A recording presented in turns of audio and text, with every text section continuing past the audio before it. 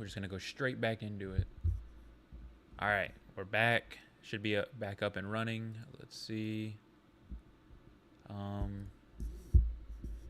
Okay, we're back up and running. Not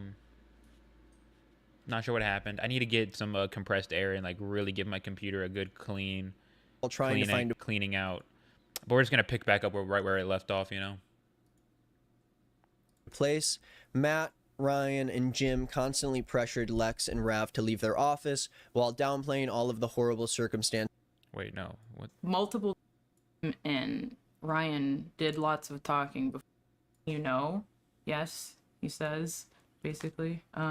He like didn't dispute anything that I said. He was just saying yes. And I was like, you know, that's sexual assault, right? Like, you can't do that to people. Like, that wasn't cool that you did that to me. I've been like really like messed up that you did that. I like have to like I don't know where get we left better off from because this. it definitely wasn't This is right something where that I'm that like just having to started. recover from because it's making me not well. So I say all this and he says, so does that mean you're breaking up with me? And I was like, what? Yeah. To me it was like, yeah, no. And that out of everything I said was both the shortest response I had to say, or like the shortest thing I had to say to him, and the most devastating. Lex told Matt and Ryan about this for the first time, and she felt like they were asking about a lot of specific details that made her feel uncomfortable. I was getting asked about like that's how what happens things whenever happened, you're making an allegation towards another like contractor / coworker type person in a company. I mean, they're gonna ask fucking questions to make sure that you're not just fucking pulling some shit out your ass because you don't like them or because y'all broke up and so there's bad blood now. Like, to act as if asking questions is so bad and that they should just 100% have believed her and everything that she had to say off rip is fucking stupid. It's idiotic. Stuff like very inquisitively when I was on the phone with Ryan, and that was the one thing that I thought was weird, because if I believed someone, I wouldn't be asking that many questions. I'd just be well, like, that's no, those things aren't those things aren't exclusive to each other. You can believe someone and ask for details whenever it's a matter of pertaining to like a company. So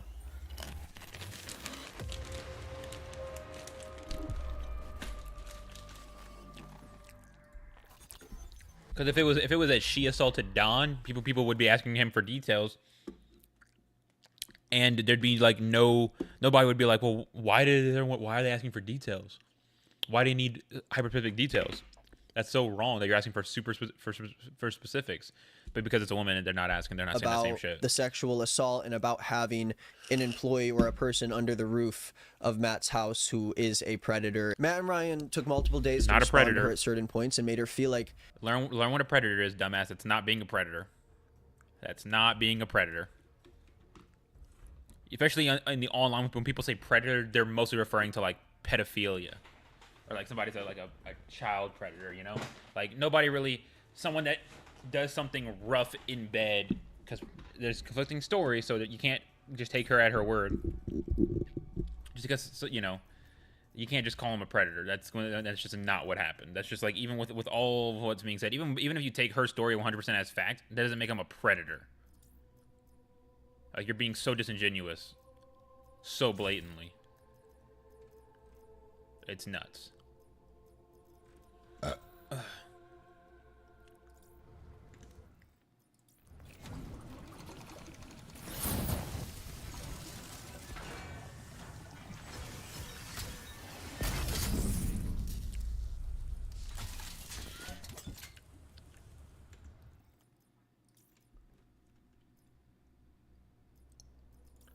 See, I gotta take out mini bosses, so I can't have too many bots because I need to be able to take out the mini bosses. So I think I should just go with one bot. I only gotta get to around 20, 100 kills in a row without taking damage, and to get 15 mini boss kills. I think one bot should be enough.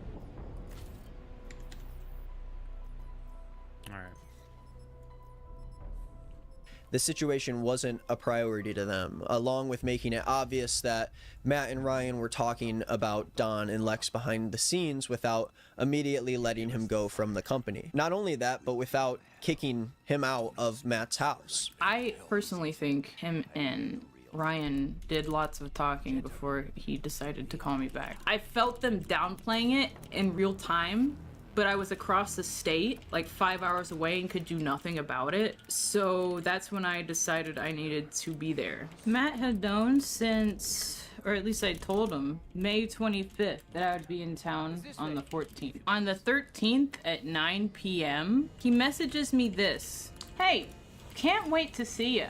Just an update, Dawn is staying at the office with Rav right now. I did not know what the fuck to say, so all I could say is, what should I do? Oh, whatever you want.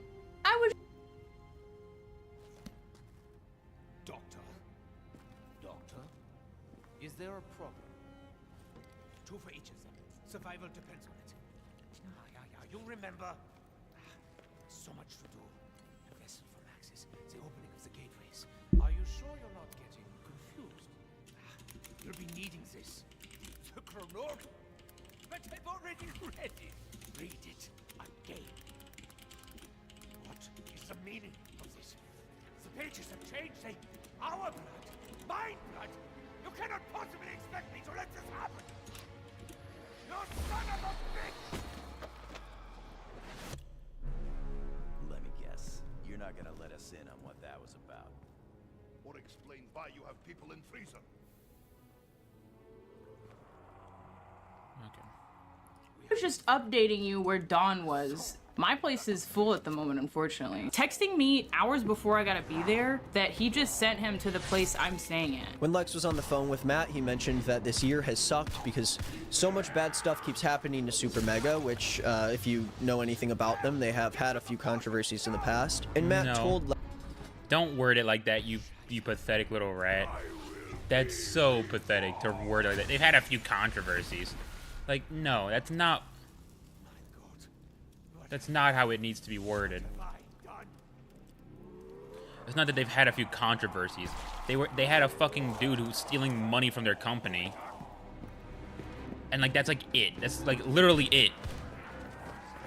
Lex that Super Mega was his magnum opus and that he would hate if anything happened to it. Magnum opus being a phrase that Matt would use several times when talking about the YouTube channel. And then he says something Allegedly. insane that he would go on to repeat all summer to multiple people. He said to me after I told him about his friend that sexually assaulted me, his friend and employee, he said, Super Mega's my magnum opus, and I would hate for something to mess it up. He said that multiple times. I remember I was sitting on like the curb of the parking lot where I was staying at the time outside, just like staring, because I never in a million years would have expected Matt, my friend Matt, to say something like that to me. It's like when someone says like, hey, your friend assaulted me, that friend happens to be a coworker, can I not see him? And you say, this job is my magnum opus multiple times. There's like, you just like don't care about people. Multiple friends of his and people in his social circle have talked about how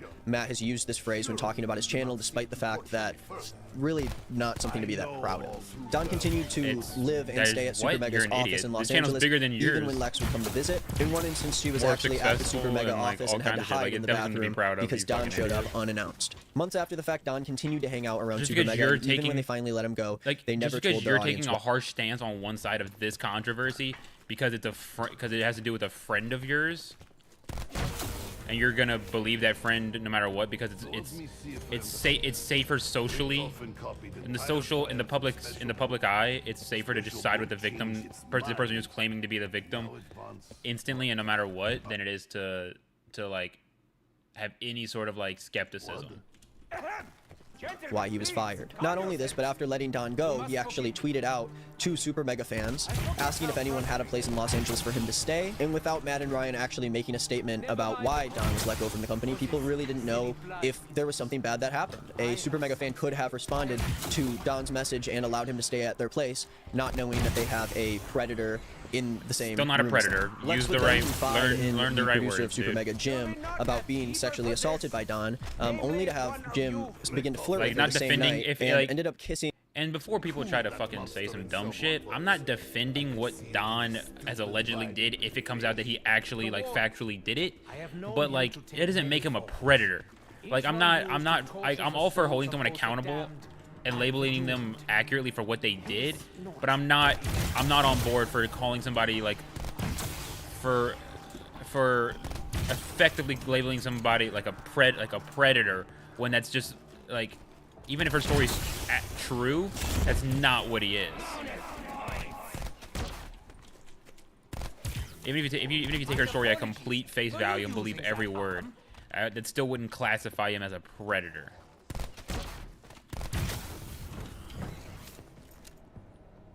Lex without her consent, and even bringing her into another room where he kissed her again, right after she explained to him that Don sexually assaulted her in Matt's house. Listens to my sexual assault story and then makes out with me. Like, at this rate, I'm just kind of stun locked. I had no idea what he's doing. I don't know if there's even any other people in the place. I think there was 2 other people. I think Matt and Rav were still there. So he like gets up at some point after like putting me in a chokehold a few more times and kissing. He only kissed me a couple times, but he put me in a chokehold for a while and it was very uncomfortable. He like gets up and then goes to the office and he's like, come here. I don't even remember thinking anything. I was literally just like confused. And because when he said that, he was in the office, but he was in the closet. And when I came over to him, because I was just fucking, I was like, why in my head I'm thinking, why this guy just went to the office closet? Like the office where like everybody has their computers and there's like a coat closet and you just go in there and stand in the doorway and give me a kiss again. Like I didn't even have like a reaction. I just didn't know what the fuck that was. Months later, Lex and Rav, who is a musician who was friends with Matt and Ryan at the time, went through a series of events that left them homeless in Los Angeles while trying desperately to find a place to live. A lot of these details about how all of this happened were in Lex's video. Obviously, I wish I could cover even more, but that's her story to fully tell, and I still insist that you guys. It's really check not. It. Whenever you decide to make office while trying to find when a place, you decide to make a Matt, video Ryan, on the topic, when you decide to try to make a video on the topic, it is on you to portray all the stuff. Because otherwise, you could have. Otherwise, if you're not gonna actually talk about every aspect of it and give all the facts and all the context and alleged context, then there's no reason to fucking talk about it. There's no reason to make a fucking video about it.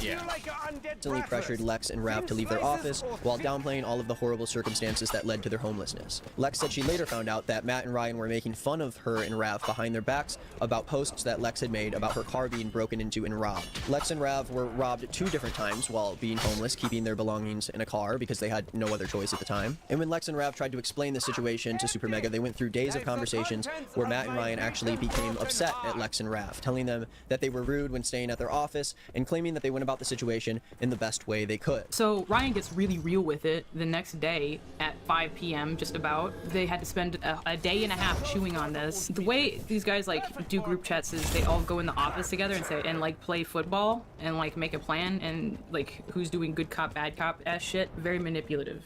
But how else do you think they would have had Jim message me with Matt in there? They all work together. Why does Matt need to be in there? Except for a power dynamic. Like, they know what they're doing. Ryan says the next day, I don't think it's about that. It's just we're trying to get our lives together and we've been nothing but generous to y'all during this time. I think the idea that there are grievances time and time again with our friendship when we've been helping you whenever we can is confusing. It's not a good feeling and overwhelming. Especially since this year has been nothing but drama since the jump. Literally nothing to do with me at all, or Rav. I don't care. No one's saying that to me. No one's saying I know you've dealt with a lot. Like they're saying they're only bringing it up is like we've dealt. For you, it's just allegations at the moment because you haven't shown anything as fact. You haven't proven anything. You're just saying things. You haven't proven anything.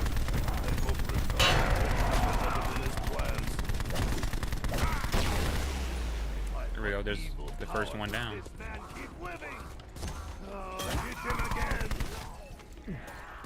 I appreciate the science behind it. Not so much the aftertaste. Double points. This is what I was looking for. Everyone can relax. Nikolai handle things from here.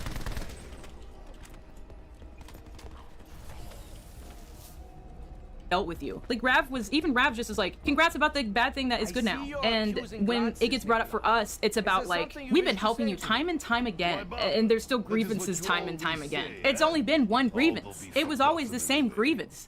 It was the same thing that no one listened to me for. Well, no, clearly it's different grievances because you had to do about the homeless thing, the this thing, the that thing. There was a multiple grievances, so you're being misleading.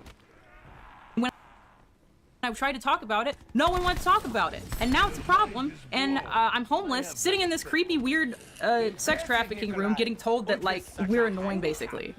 See, and then there's another thing, like this creepy, weird sex trafficking room. What is the sex trafficking? Like, you're just saying things trying to make it sound worse and worse and worse because you know that people are just going to believe you inherently to a higher degree because you're a woman and because you're claiming to be the victim. Like, it's so disingenuous. And it's like, it makes it so much worse that if she is a victim because she's ruining her own case by being so, like, by being so disingenuous and just being so slimy.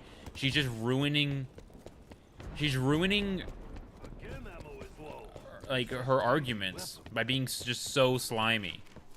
Like, we have too many grievances. I got assaulted, man. Could you guys just, like, care? Like, why'd you switch up? What happened to keeping him accountable, Ryan? Like, this year's been nothing but drama since the jump. For you! Lex mentioned that their office was always disgusting with mounds of trash piled up inside of the house, and it was basically a disgusting wreck. The office is dirty.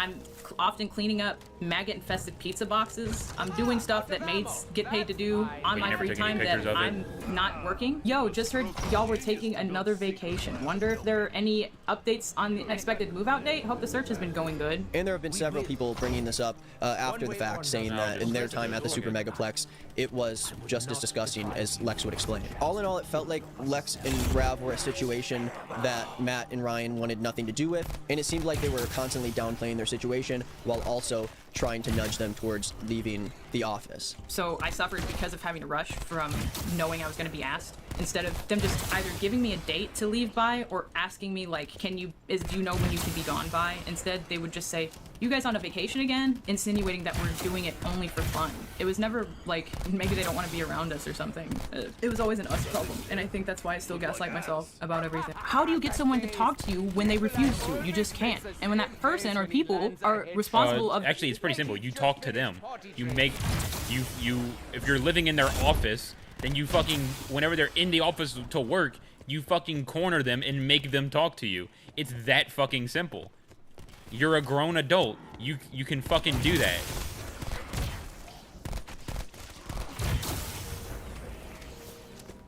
You're a fucking grown adult. You can act like it, for fuck's sake.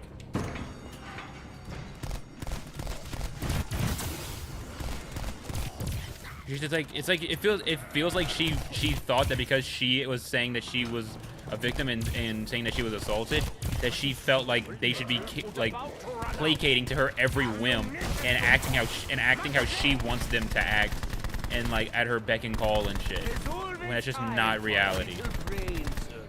I have known many German marksmen. They also thought they were clever. Rise and bring on Nikolai need ammo very soon. Now, in fact. Hurt your eyes, Mikhail. I'm a dabbling swordsman at best. Never mind the power or that fool warden. Entrance is just ahead.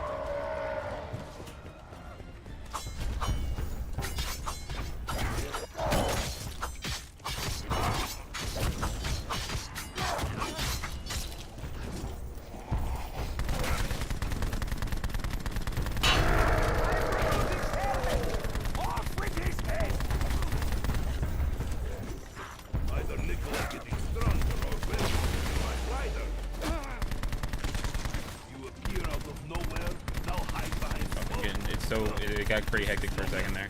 Of the like land that all your worldly possessions are in that haven't been stolen, you kind of have to like work with them, and they were refusing to work with us. There was a point in time we get into town, we just don't have access to the Plex. There's at least over a week of time where we have. How can you say that they were refusing to work with you if you were saying that you couldn't get them to talk to you, that you weren't talking?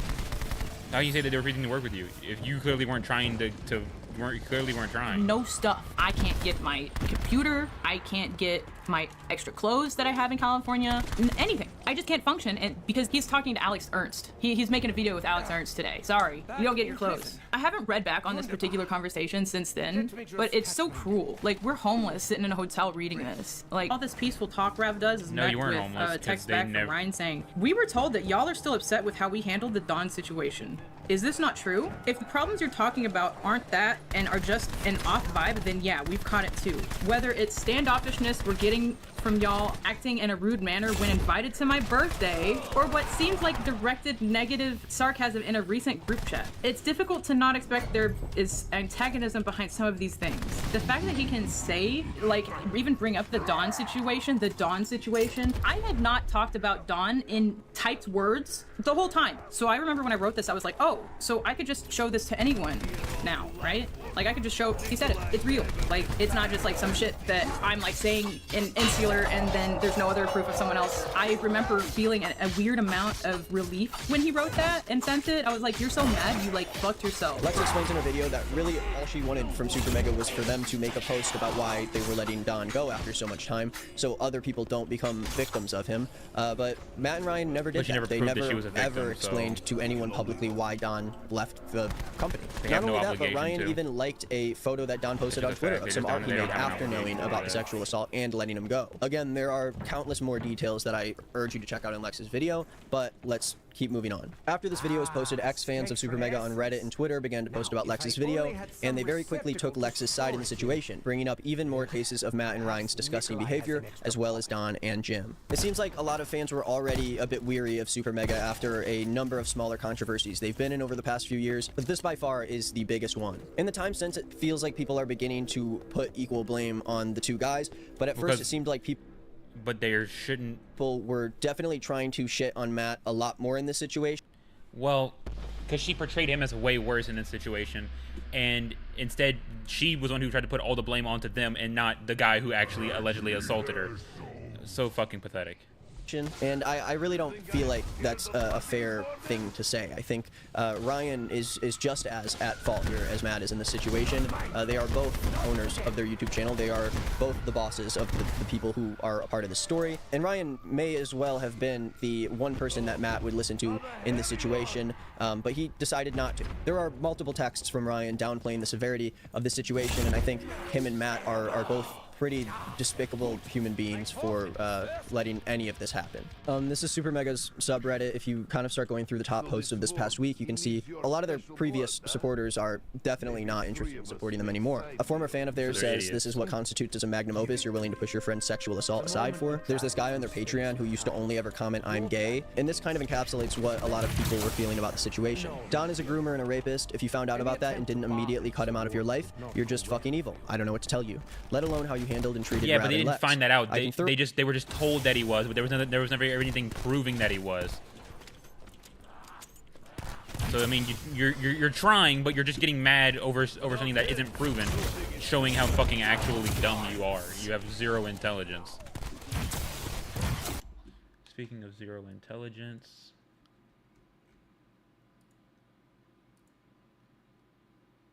nothing. Cool. Figured. Thoroughly say, I hate you guys. I absolutely despise what you've become. Public apologies now. I'm so unbelievably serious. This will be my final post on your dog shit motherfuckers page. I used to look forward to commenting "I'm gay." It was a fun dog shit motherfuckers page, but yeah, you were commenting every day on their shit. You were commenting every day and so watching every video. So you clearly didn't think it was that dog shit for you to be doing all that. But in the moment something bad is alleged to have happened, immediately you jump ship. The fucking people, the desperation for social fucking brownie points is insane. It's so insane. Fun ritual born out of Ryan's proclivity to do so in early Super Mega episodes is a bit. I'm gay myself and always enjoyed the irreverent, but still, at the end of the day, respectful way you joked about homoerotic content and whatnot. This is my final post.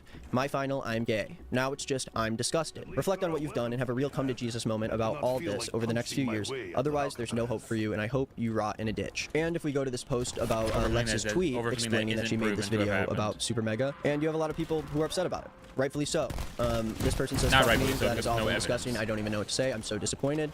all right, time to pull out the ukulele. Matt is definitely canceling his last 2 shows, and this is referring to the fact that Matt Watson was actually on tour at the time this video came out, and when all of this came out, he actually tweeted about the situation, surprisingly, and this is what he said. He said, "Hey guys, with what's being said right now," which is a very weird way to explain what happened, you hid the sexual assault of a friend of yours, and kept the rapist around even though you knew that he sexually assaulted someone in your house. Hey guys, with what's being said right now, I don't think it's appropriate for me to do a concert. Yeah, I don't think so.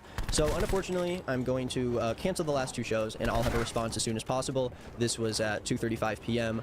On the Thursday that the video came out. Currently, it is 10:53 p.m. The next night. A lot of people leave a comment in the subreddit to roast Matt Watson's music career. One person said, "There's one last thing I want to share before leaving the sub. I did not care for Matt Watson's music career. I'm pretty sure this is a Family Guy reference, but it's still, you know, let's look at the comments. I always thought everyone was just pretending to like his music. As someone who paid to go to one of his shows, I agree. Thank you. I always got downvoted in the sub for calling his music trash." The cope and the cap is obviously so none of this hilarious. has an effect on how he treats people, but of course, if his art sucks, let's fucking dunk on it. He sucks. Plus the way he sucked up to other music. Yeah, but it doesn't. It's probably better. Doesn't he do music? Doesn't fucking Nick is shit green? Nick has fucking green shits. Doesn't he do music as well? If I'm not mistaken, I think he does music. Channel. I bet it's probably this. No. Does he not have music? Does he? One sec. Search. Nick Green.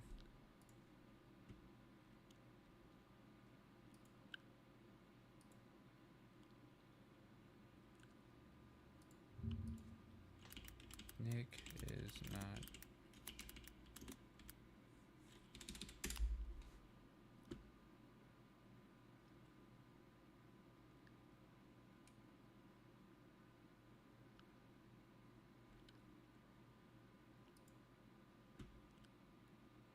Oh.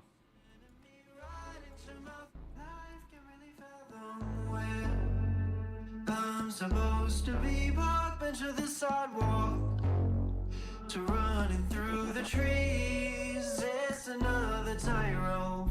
I'm just falling free. Very reminiscent of Matt's music. That's the funny part. I'm supposed to be. Life can really fathom the third person in me right into my future. Sell from leather seats. I'm a chicken time bomb. Can you even see? Do you even listen? Get close to me. I'm trying to find a...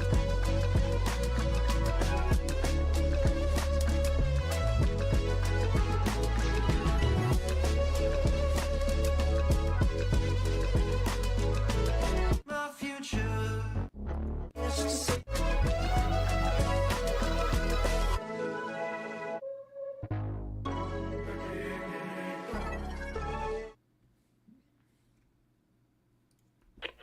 See his SoundCloud. Sometimes We're gonna burn Tokyo up. Listen.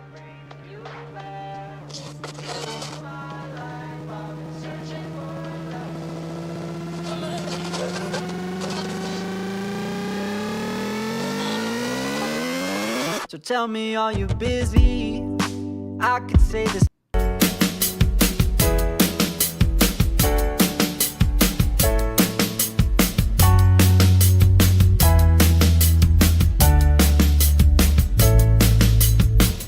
Don't you think it's crazy? How I'm The irony of him calling Matt's music shit when his music is like sounds like the same.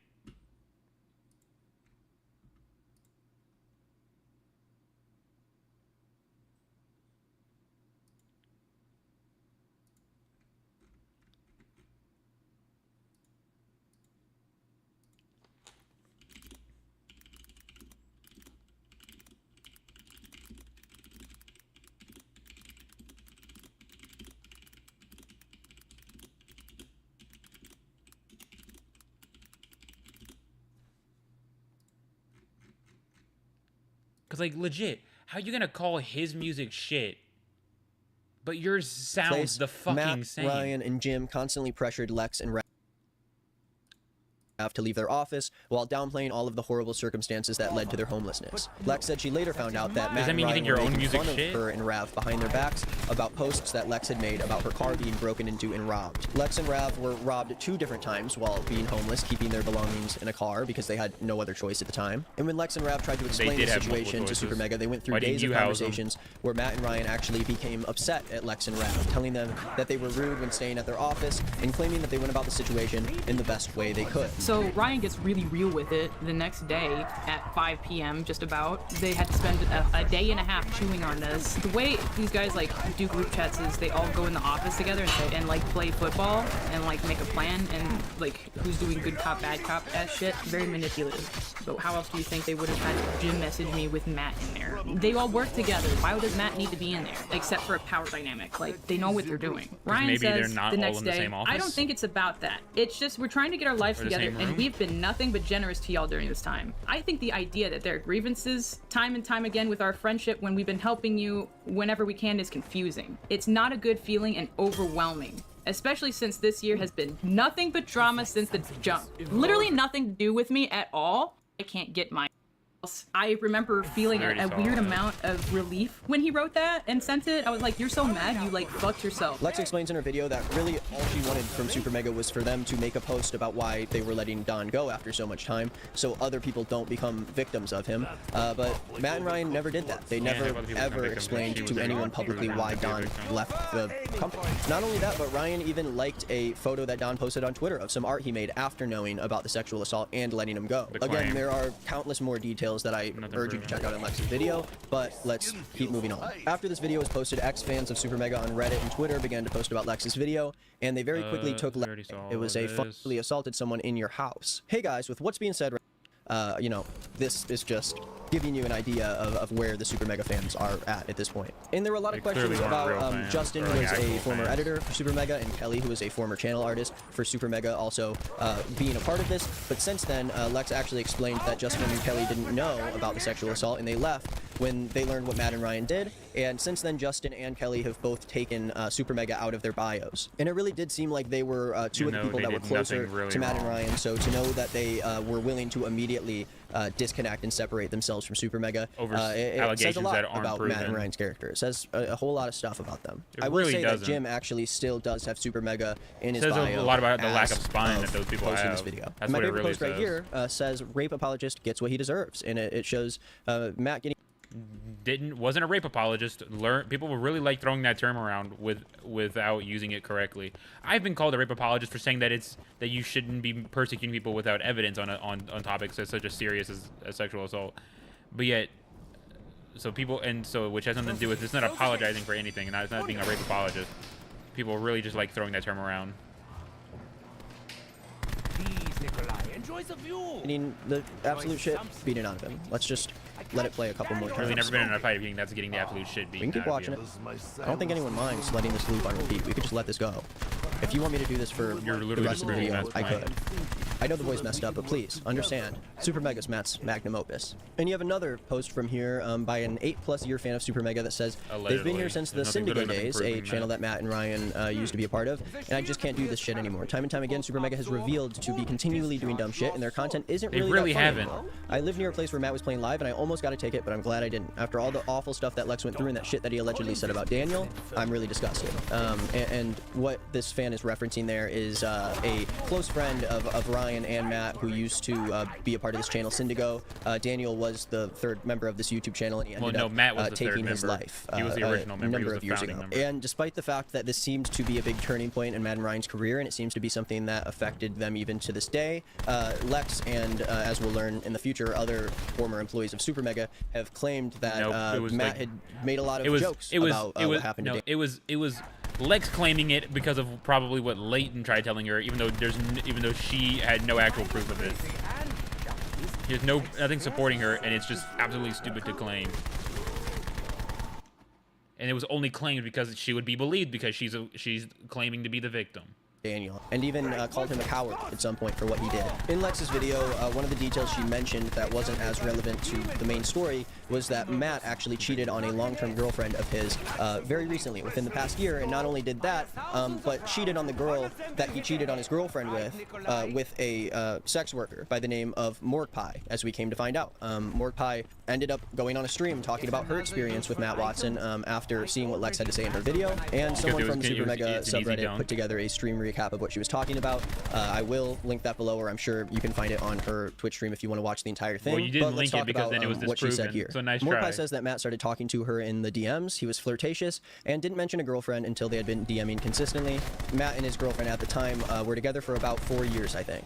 He started texting Morg Pie about being in a really rough place mentally. He texted her that he was upset because his friends found out that he was cheating on his ex, who goes by the name Annabelle, with a girl by the name of Zeph. Zeph is actually a pretty popular musician who Matt ended up dating, and if you go to her most recent post, you can see that comments on this post have been limited. The top comment saying magnum opus. It at least seems like up to this point Because she's that being Zeph harassed and over Matt nothing. both knowingly cheated on Annabelle. Matt told Morg that he confessed his feelings to Zeph and then kissed her when he was drunk, but Morg Pie later found out from his ex that he had been having a secret affair with Zeph for a long time. Morg and Matt's texting turned into sexting on August 3rd, and Morg Pie wasn't under the impression that he was with Zeph at the time that this happened, but now she's unsure. Lex in the chat said that Matt was on a 2-week break with Zeph during this period, so it seems like there was a chance that he may have cheated on her with Morg Pie, but it also seems like there was some sort of 2-week break where Matt began doing this. Morg Pie flew into LA on September 8th and hooked up with Matt Watson. Before they hooked up, she asked Matt if he was going to be in a relationship with Zeph, and Matt said no. The second night she's in LA, she stayed at his house, and Matt takes her to the Super Mega Flex, which is the dumb name that they came up with to not a dumb talk about name. their office. The office that had all the trash in it. The office that they tried Allegedly. kicking 2 homeless people out of who were friends of theirs. The second night they hooked up. How can you kick 2 homeless people out of it? If they were homeless and they weren't in it to begin with, because that was where they were living. But nice try. You fucking slimy Matt told bastard. Morg Pie that he was bragging to all his friends about hooking up with her. Seems like Matt Watson is a 14-year-old boy, and he looks like it too.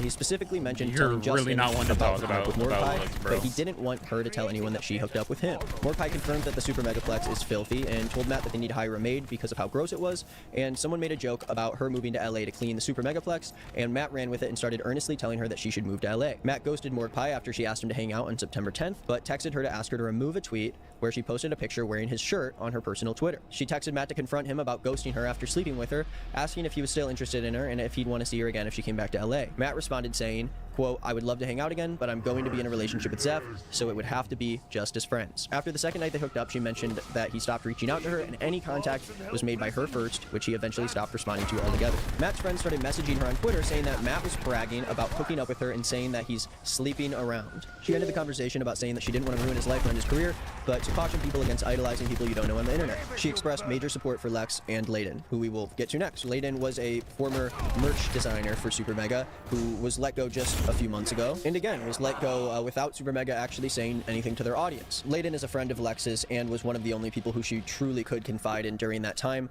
when they both were associated with Super Mega. Layden was also the only openly gay employee that worked at Super Mega and very quickly became a, I guess, punchline for Super Mega over multiple months that Layden was working with them. Layden says that Jim does no work in the office. Layden had to carry his workload during his time at the Super Megaplex. He hangs out to make the boys laugh, micromanages other people. This is gonna be the best part of it because the whole Layton thing was so massively debunked. It's hilarious. Work, and that's it. He mentioned that Justin also does not like Jim. Again, Jim being the freak who kissed Lex after she told him that she was sexually assaulted. Allegedly. Can I put a photo of him up on the screen?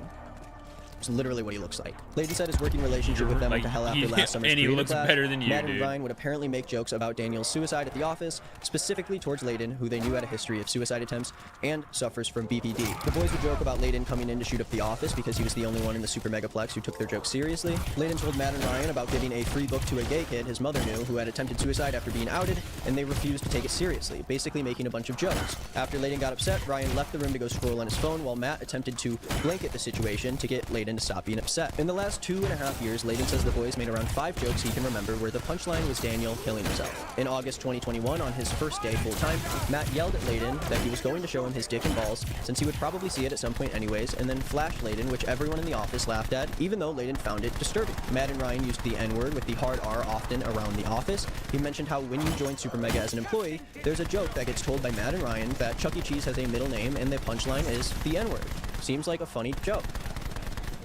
Ryan would also write the N-word on a sticky note, hard R and all, and would put it on Justin's computer as he edited to shock him, but would destroy the note if he saw Layden come anywhere nearby. This happened multiple times. The full Extreme Allegedly. Drunk Mario Kart video that Supermega put up on their anything. channel, it has footage so bad that they could never release the unedited version. He didn't really elaborate on this as much as I hoped, but he did mention that at some point Matt and Ryan measured each other's bare assholes in front of Layden as a bit, which made him uncomfortable. Supermega's attorney has threatened Layden with legal action for even discussing the boys in private with his friends because it violates his NDA. Matt filmed and took pictures of Layden without his consent while he was in the urinal multiple times, including at a bar when Layden was drunk and at the Super Megaplex. Layden was raped as a 15-year-old by a YouTuber, and a lot of the experiences he had while working for Super Mega were extremely triggering for him as a result, since most of the negative experiences he had consisted of them violating without consent. As stated by Lex, Layden promised that Matt and Ryan would be sympathetic to Lex about the Don situation, and he was totally blindsided about how everything went down.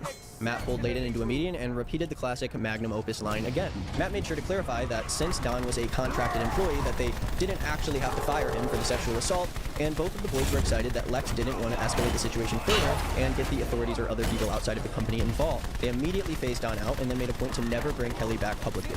After Ryan's birthday, everyone in the Plex, outside of Rab and Lex, would totally ice Layden out, speaking over him or leaving the room when he spoke. Layden really wanted the guys to know how much he appreciated them and would clean Ryan's house for him and do any odd job they asked of him. Lex mentioned in her video how eventually all cleaning was just designated to Layden because it was easier for one person to do it. Layden had been talking to Justin for weeks about how the boys were looking for any reason to fire Layden. He tried to explain to them some issues he had while working there, which they immediately shut down.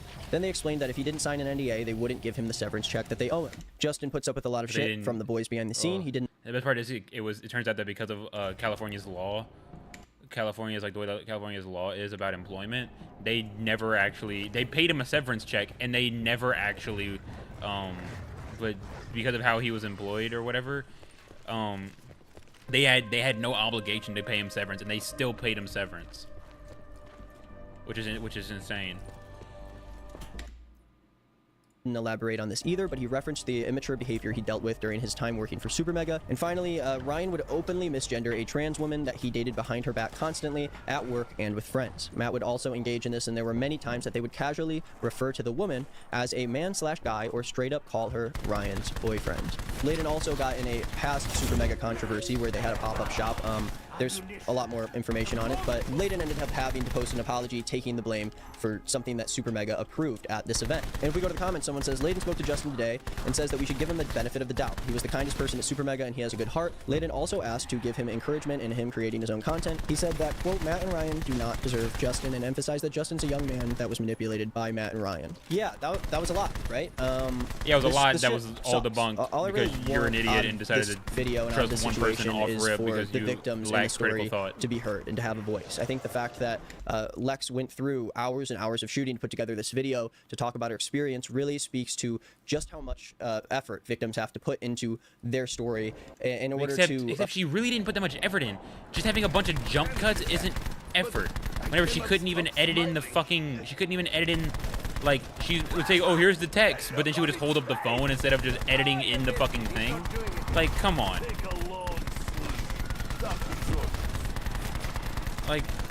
Like, come on. Be for real. Good. I was looking for something to be angry at.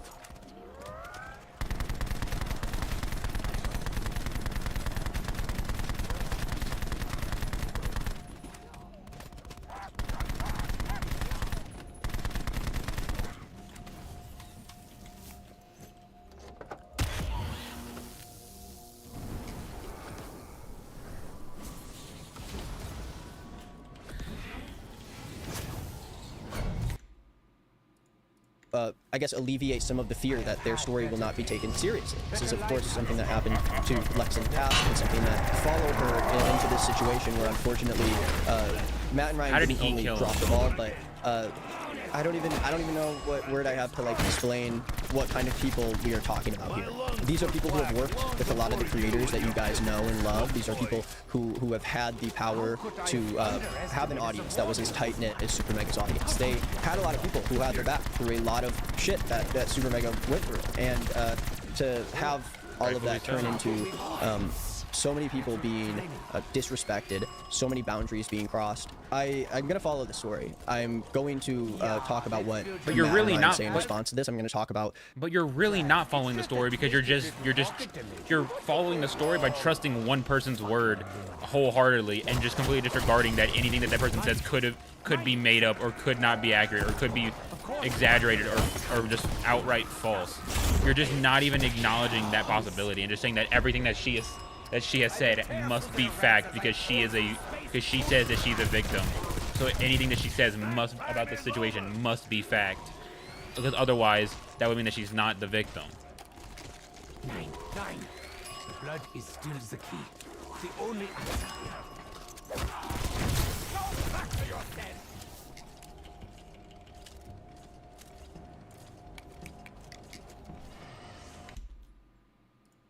The controversies that come forward, and the reason I want to do that is because they're not shutting it down this time. I think it's time for some people to be held accountable, and I think it's time for people to take some real action on creators who. Yeah, but you're focusing on Super Mega and not the guy who actually allegedly assaulted your friend. So you're not worried about people holding people accountable. You're worried about the bandwagon and the social brownie points for persecuting people who really didn't do really anything wrong. Who continually take advantage of the people around them and the people they hire, the people that they choose to work with, the people that they choose to put in this position where they get to be the boss. They get to do whatever they want in the situation, regardless of whether or not they have someone who has done some very disgusting behavior staying and living at their place. Since then, Super Mega has actually fallen below 1 million subscribers on YouTube. They were just hovering above 1 million for a very long time because they weren't gaining many fans. They don't have it anymore. That's all for the video today. Please support. That's so relevant Lex to people in this time. Just who care about just elevating the victim story. Just how hard it would be to be at the center of this whole situation, and she deserves all the respect in the world for being able to stand up to whatever the fuck this is. So yeah. She does not deserve respect for breaking up shit and bringing up irrelevant things. Just leave a just to try to make someone other people seem worse. She would really appreciate that. Cool. That's it. Cool. So that was his first video on the topic, which just makes him look like a fucking goofball idiot who is a fucking dumbass. And so next would be his hour-long video, which covers both of the responses. Now this is what I'm really excited to hear. Hey everyone, so a few days ago I made a video about a friend of mine by the name of Lex putting out a video about... I just want to say about his chapters. There's his intro chapter. He's got one that says, Matt makes false claims about me and I respond. He never said this dude's name, so he didn't make a false claim about you. And the claims that he did make were proven true. Quick update since the last video. I don't know what that has to do about anything. Break down what I'm talking about today. Jim's response. I have no idea what's up with that. Matt's girlfriend's tweets. No, I don't know about that. Response videos from Matt and Ryan. I did watch those. Matt's response video. Matt talks about firing Leighton. Leighton streams. Some of my thoughts on the Leighton situation. Matt claims that Leighton's friends are capitalizing on Lex's story because they are, including you. Ryan's apology. My thoughts on everything. Lex's credibility, which has been tarnished because she decided to bring up irrelevant things and lie. In text that Matt glossed over. He really didn't gloss over much. Nothing that's actually irrelevant to what the topic that should have been discussed is. Criticism I've been receiving, which is all valid criticism, because you're a fucking idiot. About her experience with Super Mega and 2 of their employees, including a sexual assault that took place at Matt Watson's house. I would watch that video first, if you haven't, or else this one's not going to really make that much sense. Again, this is going to be a video that's not the normal kind of stuff we talk about, but I did talk about on Saturday how I was going to make a follow-up to this video, and I want to stick to my word. So let's talk about it. Since my last video, a response from Super Mega and one of their employees has come out, and the public perception of this story is much different than it was a couple days ago. Not only that, but my personal coverage of the story has caused Matt and several of his fans to say false things about me. So I want to clear up some questions and comments that have been thrown my way and try to address them in a way that I personally think is fair. One of the reasons I wanted to make this video is that on Matt Watson Lex's response video, he claimed that close friends of Layden were suddenly using Lex's video to capitalize off of her story. A lot of people, mainly Layden and his close friends, have used this as an opportunity to capitalize off of what was initially someone's story of sexual assault. It seems like the story lost its plot and quickly devolved into a dogpile on me and Ryan. And because of this, I want to be clear about why I made this video. Which is absolutely true, because it should be about Don, and yet it became all about super mega bad, super mega bad, super mega bad, when it should be about Don bad, because he's the one who apparently allegedly assaulted the chick. But it's easier to dogpile on Matt and Ryan because they've got a bigger platform, more fans. So, yeah. I said it in the first video, and I'll say it again.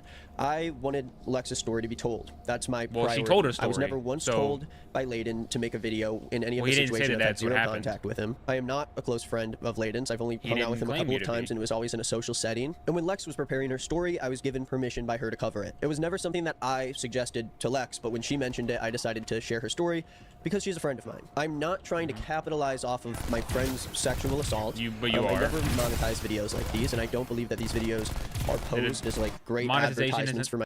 Monetization isn't the only form of capitalizing on a situation. But nice try.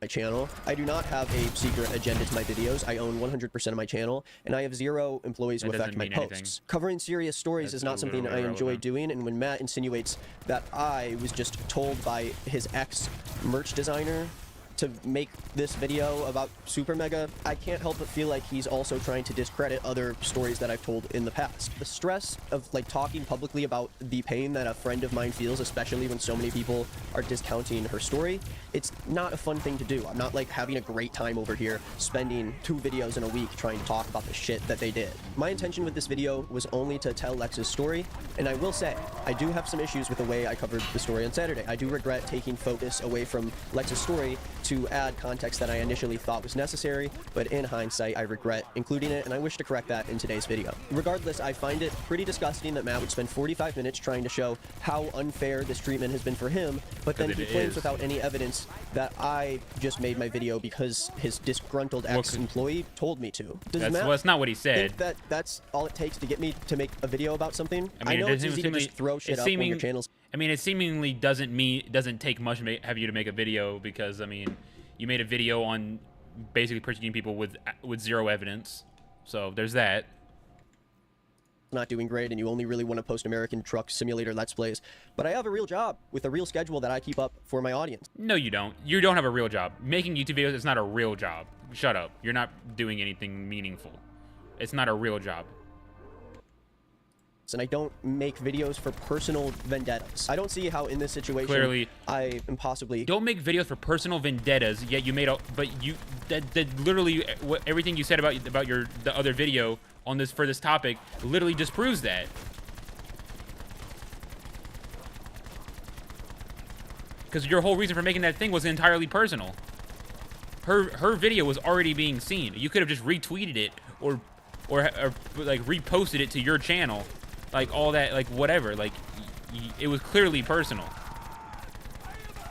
But you know, I get you're trying, but yeah, you're failing, dude.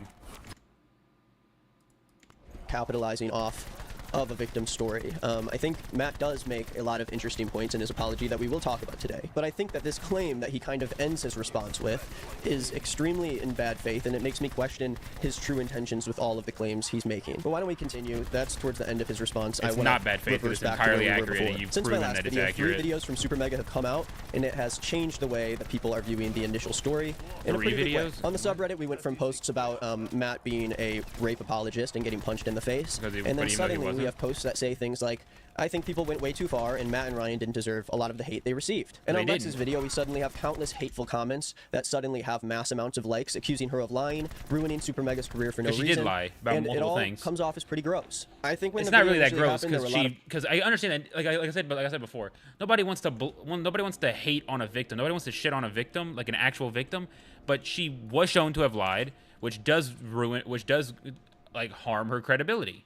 Close fans of Super Mega who felt betrayed and hurt, and there were a lot of people who kind of did want to support them along the way, but kind of just stayed a little bit more quiet because of what was going on. But the moment that they both made their apologies, it seems like all these people came out of the woodworks and didn't just talk about exactly what Matt said, didn't just convey his points in a mature way, but there's a lot of people who have immediately turned around and claimed that Lex has lied about the whole thing, which makes me wonder if they even watched the response video in the first place. Not what they think based off of a lot of these nobody comments that claimed Super Mega do has that. completely resolved themselves and maybe some crazy shit happened and Lex devised an evil plan to cancel Super Mega. But surprise, it's a lot more nuanced than that. I don't know why people think that it's more nuanced than that, but you don't act that way by just believing everything that she says wholeheartedly, instantaneously.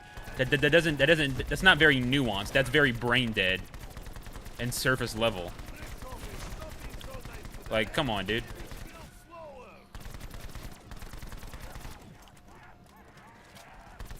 Was that everything?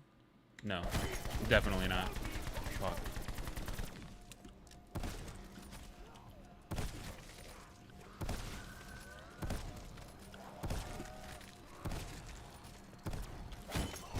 It's just a bunch of slashing and stabbing, yeah? How hard they cover coins. Multiplication, how basic.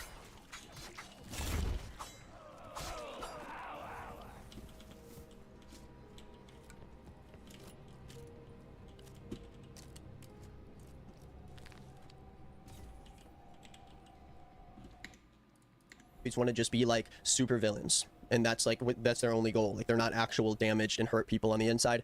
And that's not me excusing some of the things we're going to talk about in this video, but I do think people were a little bit too quick to come out and support Matt and Ryan just because they agreed that they were pieces of shit in some of these circumstances. So my plan for this video is to the correct thing to have said there was people were too quick to believe everything that Lex said at face value without evidence, and have now been shown to have been stupid idiots, and now you're just gonna cope about it.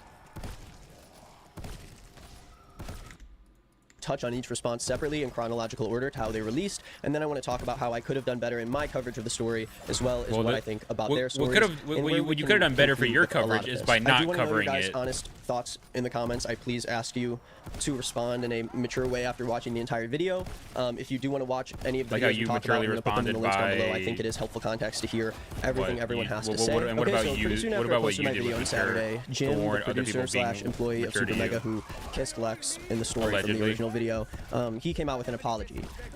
This apology came in a tweet that he tweeted out that included a link to an unlisted video. So already a very weird look when trying to apologize by making your video unlisted, so you need a link to see it and you can't search it up anywhere. Of course, I'm gonna I'll include the original link, I guess, in the description if you want to see it. But obviously what Jim did was embarrassing and he should feel awkward about it. Like you were gonna include those other links in that other video and then didn't? About a year ago, as mentioned in your video, July 4th, 2022, I made her feel extremely uncomfortable with my actions. Jim starts this video by saying, you know, apologizing for making Lex feel uncomfortable, and comes up with a interesting point, saying that he was sexually assaulted when he was younger, and once he heard about this, he was so hurt because he said, if I made Lex feel the way that I felt when I was sexually assaulted, then I'm truly sorry. For that, I take full responsibility for that. In college, at a party, I was raped by a man.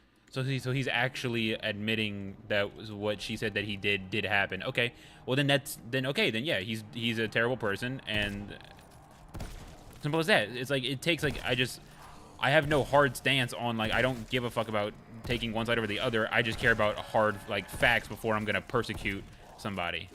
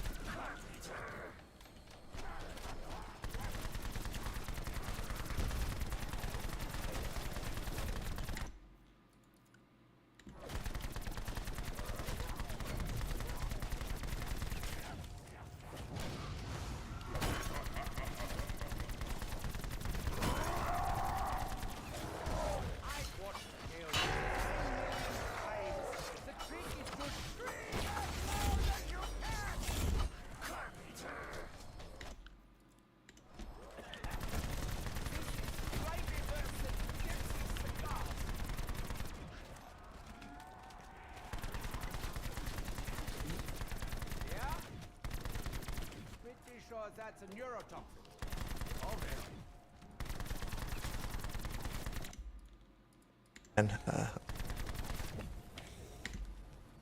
And that's something that will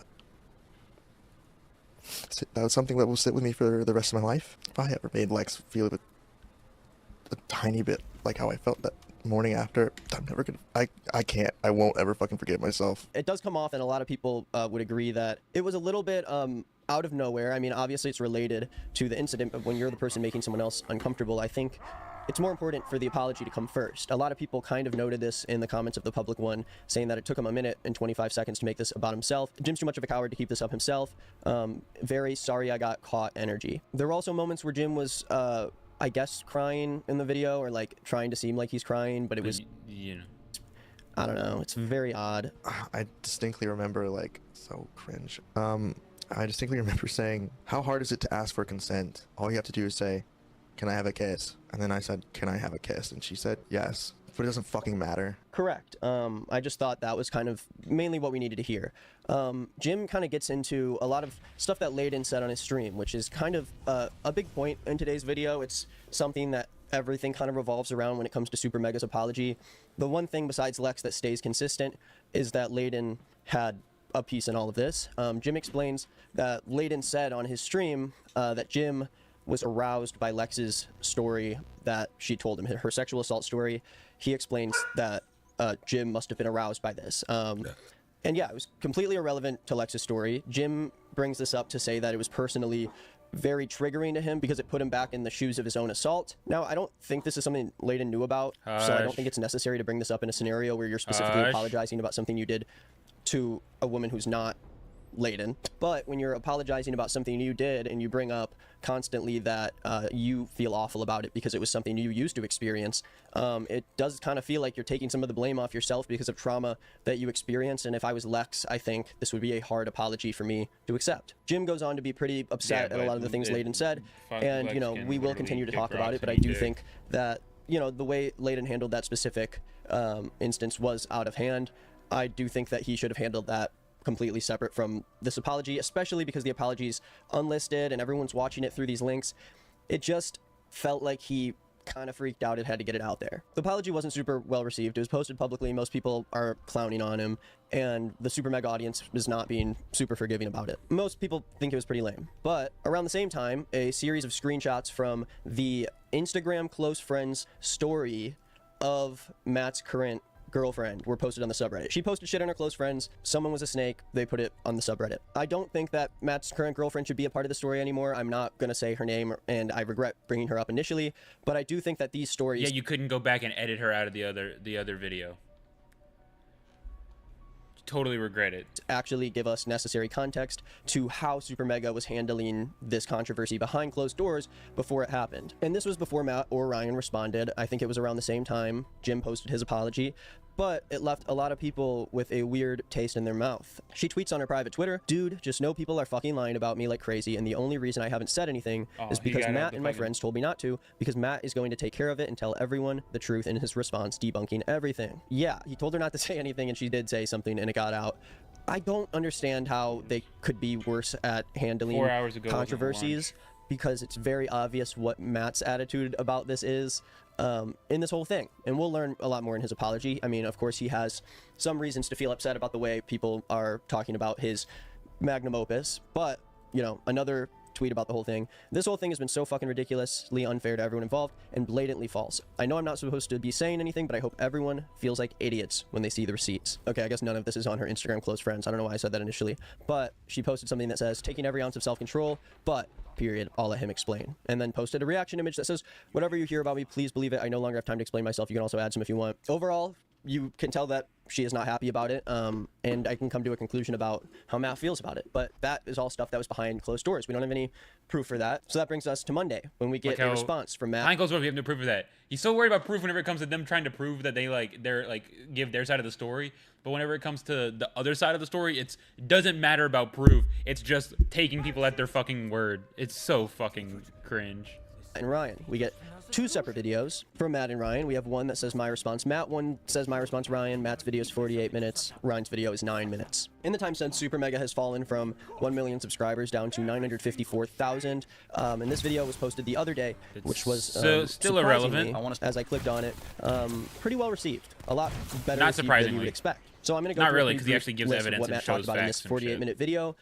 Again, watch the video for yourself. Come to your own conclusions. I do want to see where the accountability takes place, and let's see what they said. Now, the first half of Matt's video is a lot about the Lex situation. Matt says they could have handled the situation in a much better way.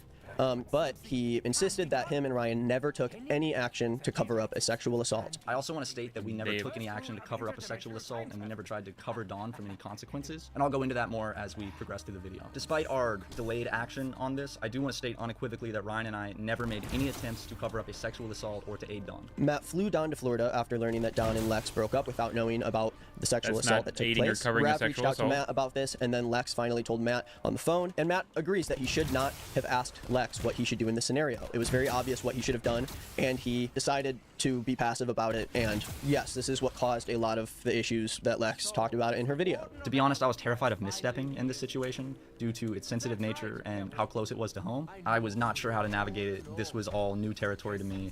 And I asked her a really stupid question because of that. I asked Lex what she wanted me and Ryan to do about the situation, which was an absolutely dumbass thing to ask. I meant it from a place of, we want to help and we will do whatever it is you want us to do to make the situation better. I now see that obviously came across as me putting the responsibility of the situation back on the victim, because we did not take it as seriously right from the jump as we should have. Instead, we asked questions and tried to do some detective work and get to the bottom of it, and maybe have Dawn talk to Lex to try to figure out, you know, if this was a misunderstanding, which I now see was an absolutely, you know, terrible move, suggesting that. He says that during this conversation with Lex, he did selfishly bring up how this would affect the channel, which is something he definitely didn't do, which means a lot of the comments about the magnum opus thing turned out to be pretty true. In the last video, we heard that Lex and Rav both separately said that Super Mega told Lex that since Don wasn't technically an employee and he was a contract worker, that they didn't have to fire him or do anything technically. Matt doesn't understand why he would say this. He basically chalked it up to miscommunication. I don't see the logic in that or why I would have said that, because that's not something I would have said. I think it's more realistic that something was misinterpreted or miscommunicated there. Honestly, I don't know how that miscommunication would happen or how Lex and Rav would say something that is that specific, but that really just is up to whose word you're going to trust. Really Matt not says that him specific. and Ryan had a conversation with Don, and Matt says that Don's story is much different than Lex's, and they should not have taken as much time as they did to look into the story, but they were afraid of misstepping in the situation with 2 people that they consider to be their friends. We asked him what had happened that night, and he explained it from his perspective, which was very different from Lex's perspective. We felt a little confused on what had happened that night, as did Rav. Rav was also trying to figure out what had gone down, and at this point, I don't think any of us still were taking it as seriously as we should have been, and that is something that I sincerely regret, because we did not take it as seriously right from the jump as we should have. In a lot of ways, I feel like it is very simple to just confront someone up front, especially if you're paying them and they're staying at your house. I think it's pretty fair to go, hey man, can you confirm whether or not you did this very simple thing? And if it didn't happen, we need to figure out why, and we need to get you out of here. Matt then shows texts from Rav telling Matt that he has more context to what happened between Lex and Don, and the situation doesn't seem as serious as it did before. Here you can see some text messages between myself and Rav, where Rav is saying that he figured out a little more context on the situation at one point. Rav did wisen up quicker than Ryan and I did, though. I think that he took it more seriously than we did. We were still confused and not sure what to do, and we messed up. Now, this was before Lex's call with Matt, but Matt makes it clear that Rav ended up wising up and he took Lex's side in the situation before him and Ryan did. Matt reiterates that they did nothing at all to cover up a sexual assault, but he did say that Don's sexual assault is the reason that he left Super Mega and why they didn't answer questions from fans asking about where he had gone for like a year. I do want to state unequivocally that Ryan and I never made any attempts to cover up a sexual assault or to aid Dawn. People have been theorizing and asking us for over a year, where did Dawn go? Why is Dawn no longer the channel artist? This is the reason. In response to what Lex told us, we removed Dawn as our channel artist and we cut contact with him 100%. Personal business, we have not had any communications. And we did not cover this up from other people. It's hard for me to completely understand where they're coming from when they say they weren't. Yeah, that's not covering it up. They got rid of him, and just because they didn't, like, run around saying to every single person that asked what happened, being like, oh, he assaulted, that doesn't mean that they were covering it up. they weren't covering it up because nobody, like, nothing was ever stopping. They never like stopped Lex from just saying what had happened. Like there was nothing ever stopping her. But it's all of a sudden now out of nowhere is whenever she decides to say it.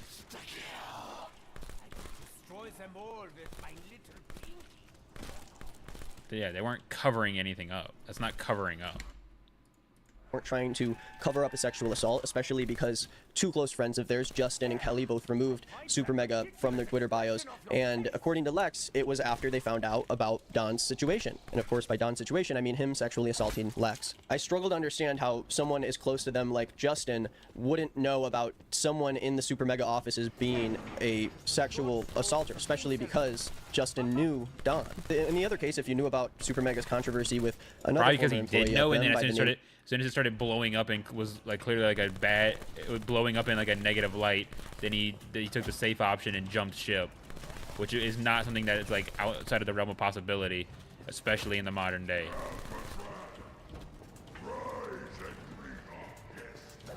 Of course, my pet, but now you'll run out. I'm so pleased you decided to ruin me. Never mind the power. I don't know why I ran. I already hit the bridge whenever I still don't even have the because I want to get the blender gat just to make it easier to kill the dude. But if I'm by myself, it shouldn't matter because I'm the only one who can kill him. So yeah, never mind.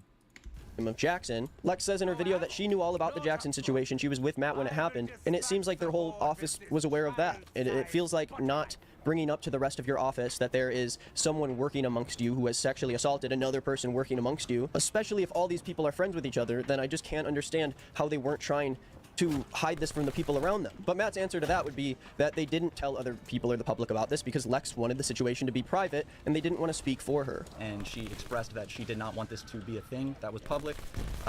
We felt like it was not our place to address someone else's sexual assault and give that as the reasoning for removing contact with Don. We figured that as long as he was gone and we weren't working with him, you know, that was our response. And as much as I understand trying to help Lex's privacy, Don is someone that you paid that stays in your office who knows your employees. This is also a work matter, that you have someone who has sexually assaulted one of your friends amongst you guys. And I still do not understand how all of that stayed between 3 people when the rest of this shit is leaking everywhere. It just doesn't really add up to me how something like this happens to a close friend of yours and that is your immediate response.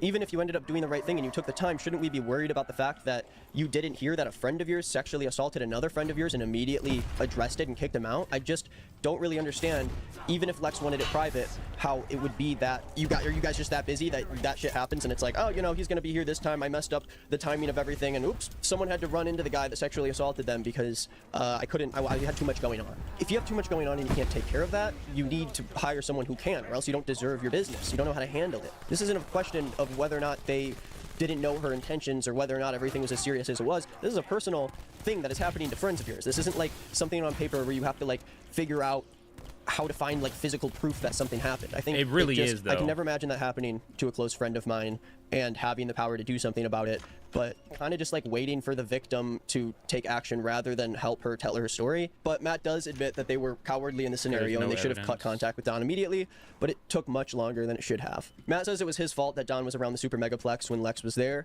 and it was handled in the wrong way. He said that he was fed up with Don staying at his place after learning about what happened to Lex, but sent Don to the office to stay with Rav and forgot that he told Lex he would be gone. Lex also brought up an instance where she went to go stay at the office and Don was there. This was a complete accident and misunderstanding on my end. It is completely my fault. I did not mean for that to happen, and I take full responsibility for that. I had been fed up with Dawn staying with me, especially after hearing what Lex had told me, and Lex had not arrived in town yet. At the time, I also had 2 or 3 people staying with me on top of Dawn, and I felt really overwhelmed. I had a lot going on in my personal life at the time that was stressing me out, and I felt overwhelmed. This is going to be interesting for later in the story, how Matt immediately figures out a situation to home one of his friends, Don, after knowing what he did to Lex. But then down the line, when Lex and Rav literally don't have a home to go to, and the one place where they had all of their stuff was literally stolen from them, now we have all these comments from people online saying that Lex and Rav were just taking Super Mega for granted, and they should have been happy that they could have stayed there those few days that they did. We'll get to that. It's a complete mess, but I think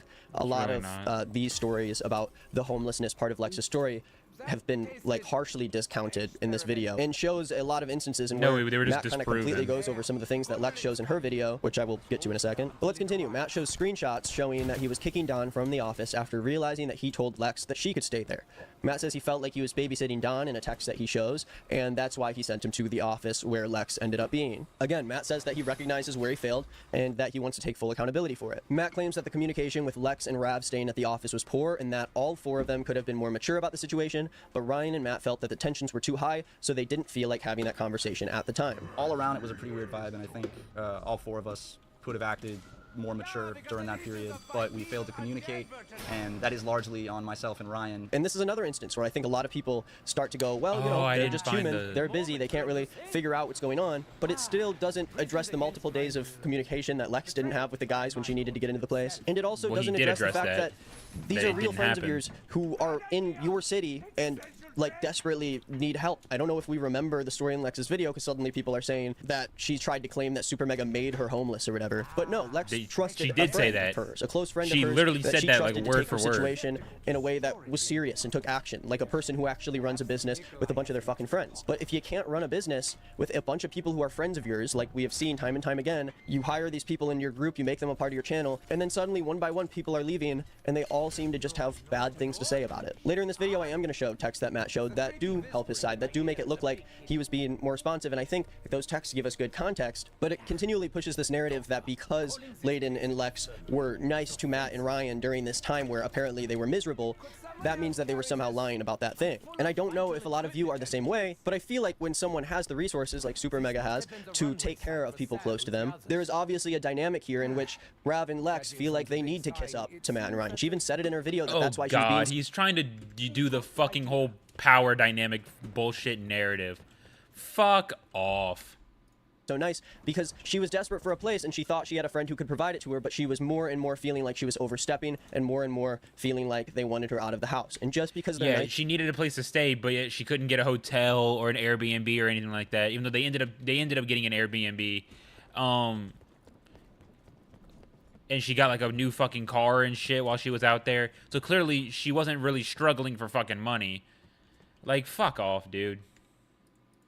nice over text doesn't mean that disproves what they said later, which is that it felt like they were one step away from being fully kicked out and having to move all the way back to where they went, because a lot of unfortunate shit happened. And Matt and Ryan can even say themselves that they're human, they make mistakes, these things are all miscommunication. But then when it comes to people actually living in their house and needing shelter, who they consider to be close friends, people are kind of treating it like this black and white situation where you can't let someone live in your space, even though everyone says it's completely trashed and it smells disgusting. And you guys are like going into work and not talking to them somehow, but at the same time, you're upset with them staying. It's just, I understand that they take accountability for a lot of that, and I do appreciate that. But I think this more and more goes to show that Matt and Ryan aren't really fit to be in this kind of position where they're housing multiple friends at Matt's house and at this office, and they somehow still have Don here and he's mixing in with everybody else. People keep saying that this situation has been pushed completely on Matt and Ryan and that it's not even about the original thing anymore. We should be focused on Don. But people keep forgetting that they are agreeing that they did all this horrible shit, and just because they agreed that they did it because there was proof that they did it, that doesn't mean that suddenly everyone was lying about everything. Wait, let me go back a few seconds. More goes to show that Matt and Ryan aren't really fit to be in this kind of position where they're housing multiple friends at Matt's house and at this office, and they somehow still have Don here and he's mixing in with everybody else. People keep saying that this situation has been pushed completely on Matt and Ryan and that it's really not even about has. the original thing anymore. We should be Because it focused on isn't. Don. But You people should. keep forgetting that they are agreeing that they did all this horrible shit, and just because they agreed that they did it because there was proof that they did it, that doesn't mean that suddenly everyone was lying about it. There's like no proof has been shown. Your friend hasn't shown any proof. Like any hard proof. Like no proof, and it's just been like other people just agreeing with the person who's claiming to be a victim, which is just like the safe route. Like there's been no actual fucking proof. about everything. Matt goes on to say that in Lex's video, she explains that Matt and Ryan gave her and Rav a cold shoulder, and it sort of felt like they were being constantly nudged to get out of there, with Jim constantly texting them about these vacations that they were taking, when Lex had to go back home to her mom because her dog was sick, and suddenly it's like, oh, you and Rav are taking another vacation, even though you're driving across the country in your Jeep with everything you own just to come to California and have it stolen from you. I don't understand how this isn't a severe enough situation where you need to sit down with these people who are close to you and give them a talk about how you can support them in that time. But if you're going to support all these other people staying at your house for all these different reasons, don't you think being completely homeless and having all your personal belongings stolen from you is a big enough reason to allow people to like stay until they get the help they need? Because if not, then these people aren't as close to you as you think they are. That's why Matt shows that like they were never like urging them to get out, you fucking idiot. Like you're just completely ignoring that. Like it doesn't even seem like you watched the fucking videos. You need to not open yourselves up to being an option for people to come and stay at your place when serious shit happens, and then suddenly you don't want to support them anymore. Matt shows texts responding to this tension where he said that the only reason they were ignoring Lex and Rav is because they spaced out and they were wrapped up in their own worlds. Jim was hired to communicate for them, so that's why Jim talks to Lex and Rav about leaving the office, and Matt and Ryan just sat in the group chat and let Jim talk for them. They said that because they were staying at the office when all of this happened, this became a work issue and not a personal issue with them. So because personal friends with them became homeless, but the building that you let them stay at was an office and not a house, that means that you need to deal with this in a work manner and kick them out. I don't think that makes sense, especially because you're letting them stay between your house and the office, and because you do business you're trying, with all but you're your friends. just if you do business with your friends, and they're you're all clearly not like you're clearly being insanely bad faith, because you're not like you're just completely discounting everything that Matt says in his video and just still acting as if everything that he said is like false, but everything that she said is truth.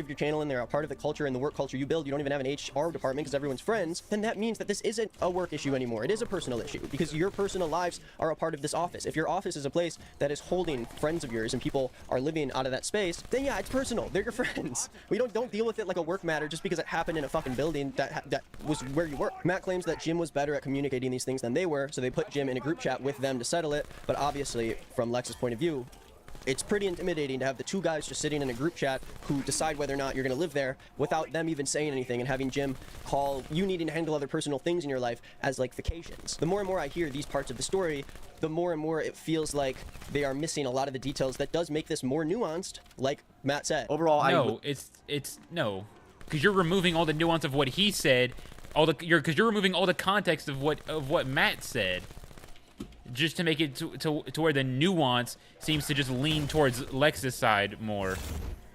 You're being such a slimy little fucking loser. Would like for people to understand that this situation is not entirely black and white. There's a lot of nuance. There's a lot of personal feelings involved on all sides. And I think we need to look at that from the other side too. Just because the guy who was holding those people at his house is suddenly saying that Jim was hired to be the guy that needs to kick out their friends when they stay too long. I don't. But you I still don't never like showed that anything. excuse. I don't feel like that's a very good excuse. They weren't kicked out. We'll keep going. Matt says that Lex and Rav voluntarily left the office and showed a text from them saying that they were leaving and apologizing for their long stay. Now, again, I don't really think that this is good proof that there isn't any tension, because obviously with Lex but it's not showing. The point of the picture isn't to show that there's no tension. It's to show that they weren't kicked out, you fucking slimy bastard. Don't be so disingenuous and try to misrepresent what the text is supposed to show. The screenshot's supposed to show that they weren't kicked out. That's what it's showing. But your whole fucking argument right now is dependent on them having kicked them out, even though the text shows that they weren't actually kicked out. You fucking idiot. What a fucking dumbass.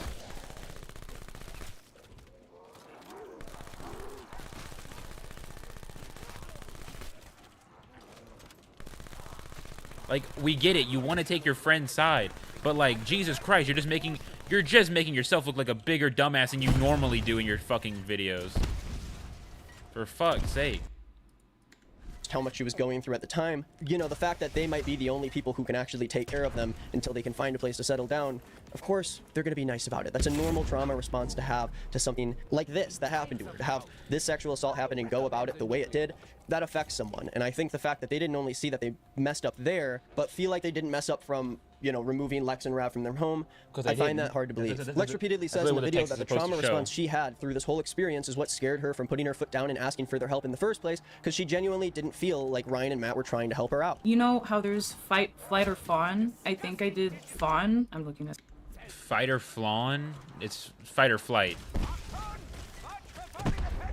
It's fight or flight. The sun's going down. It might be time to go walk across the street soon. Oh, fuck. I didn't mean to do that. This up. I don't want to fuck this up. Fawn, people pleaser, lack of identity, no boundaries, overwhelmed, codependent. Yep. So I was doing that overtime. That whole stay at Matt's was a lot. Even Matt says in this video that it's not about the intention. It's about the way that Lex feels about the whole thing. And even after confronting them about it, it obviously did not make her feel welcomed. I wasn't sure how to talk about this type of situation, and I believe that some of the things that I said to Lex on this call came across very differently from what I intended. But I do know that intent does not change how it was interpreted and how Lex felt about it. Matt can show as many texts as he wants between him and Lex, showing that they were friendly and that they're really close friends, but all I see is that someone you were really close friends with tried to make things right with you. And yeah, but that's all you're gonna see is because you want to take her side because you know she's your friend, which is you've already shown that you're not being very genuine about this whole thing by saying that like this text shows that they weren't kicked out, and then proceeding to show that like it doesn't show that there wasn't bad blood. It's like, well, it's not supposed to. It's not what it's trying to show. It's trying to show that they weren't kicked out. You fucking donkey brain.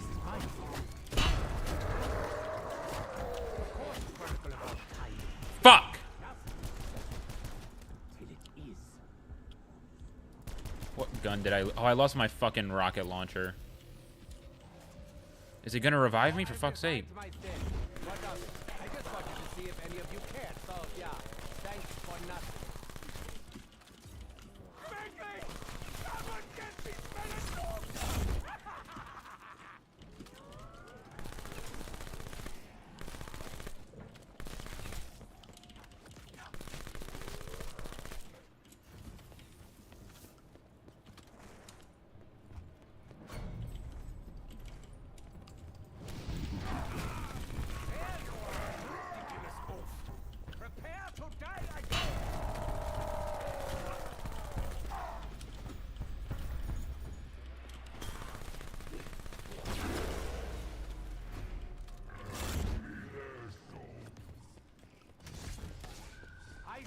They could come from anywhere.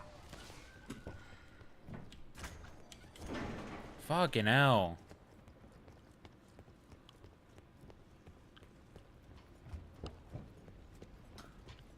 At least the sword helps me fucking run faster so I can get back.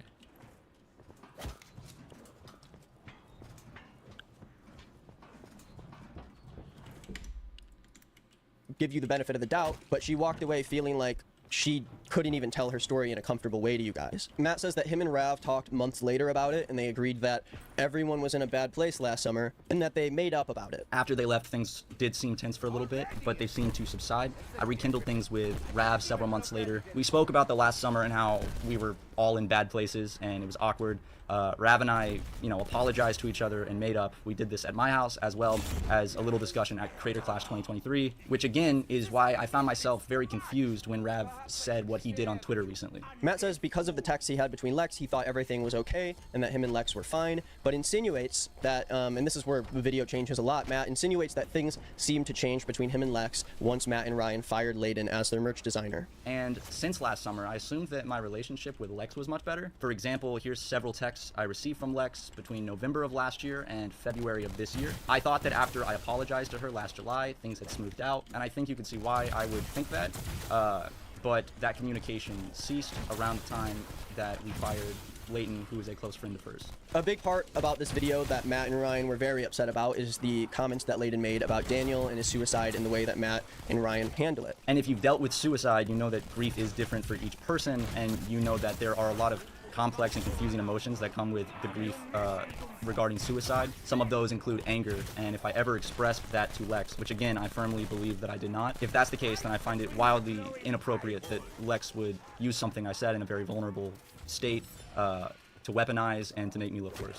Of course, I see how Matt and Ryan would respond to this in a negative way if it's not true. But in the same way, Matt brings up these details about his personal relationship that were brought up in this situation, and it's another thing that he was pretty upset about in terms of people dragging in other people into his life that have nothing to do with this. And I don't think it was appropriate or necessary to drag both my current girlfriend and my ex-girlfriends into the line of fire. They are both being harassed viciously, and their personal lives are being used as weapons to make me look worse, and I think that's completely unacceptable. And although I do think that there were a lot of instances that were unnecessary to bring up about you, in the same way, your life is so connected. I mean, you say it yourself that Super Mega is your magnum opus. It is a part of you. Your personal life is a part of this channel. And when your audience feels like you led them on to be a different person than you actually are, that is a part of your job, as sad as it is. Matt largely includes a lot of his personal life in his content, and even if he keeps one thing private, I feel like when a former friend of yours comes forward about sexual assault that happened under your home, behind closed doors, you shouldn't be saying that Matt's going to be debunking everything and that he's going to prove everyone wrong. We're all going to feel like fucking idiots. I think that's pretty necessary context that your own girlfriend is calling all the people who believe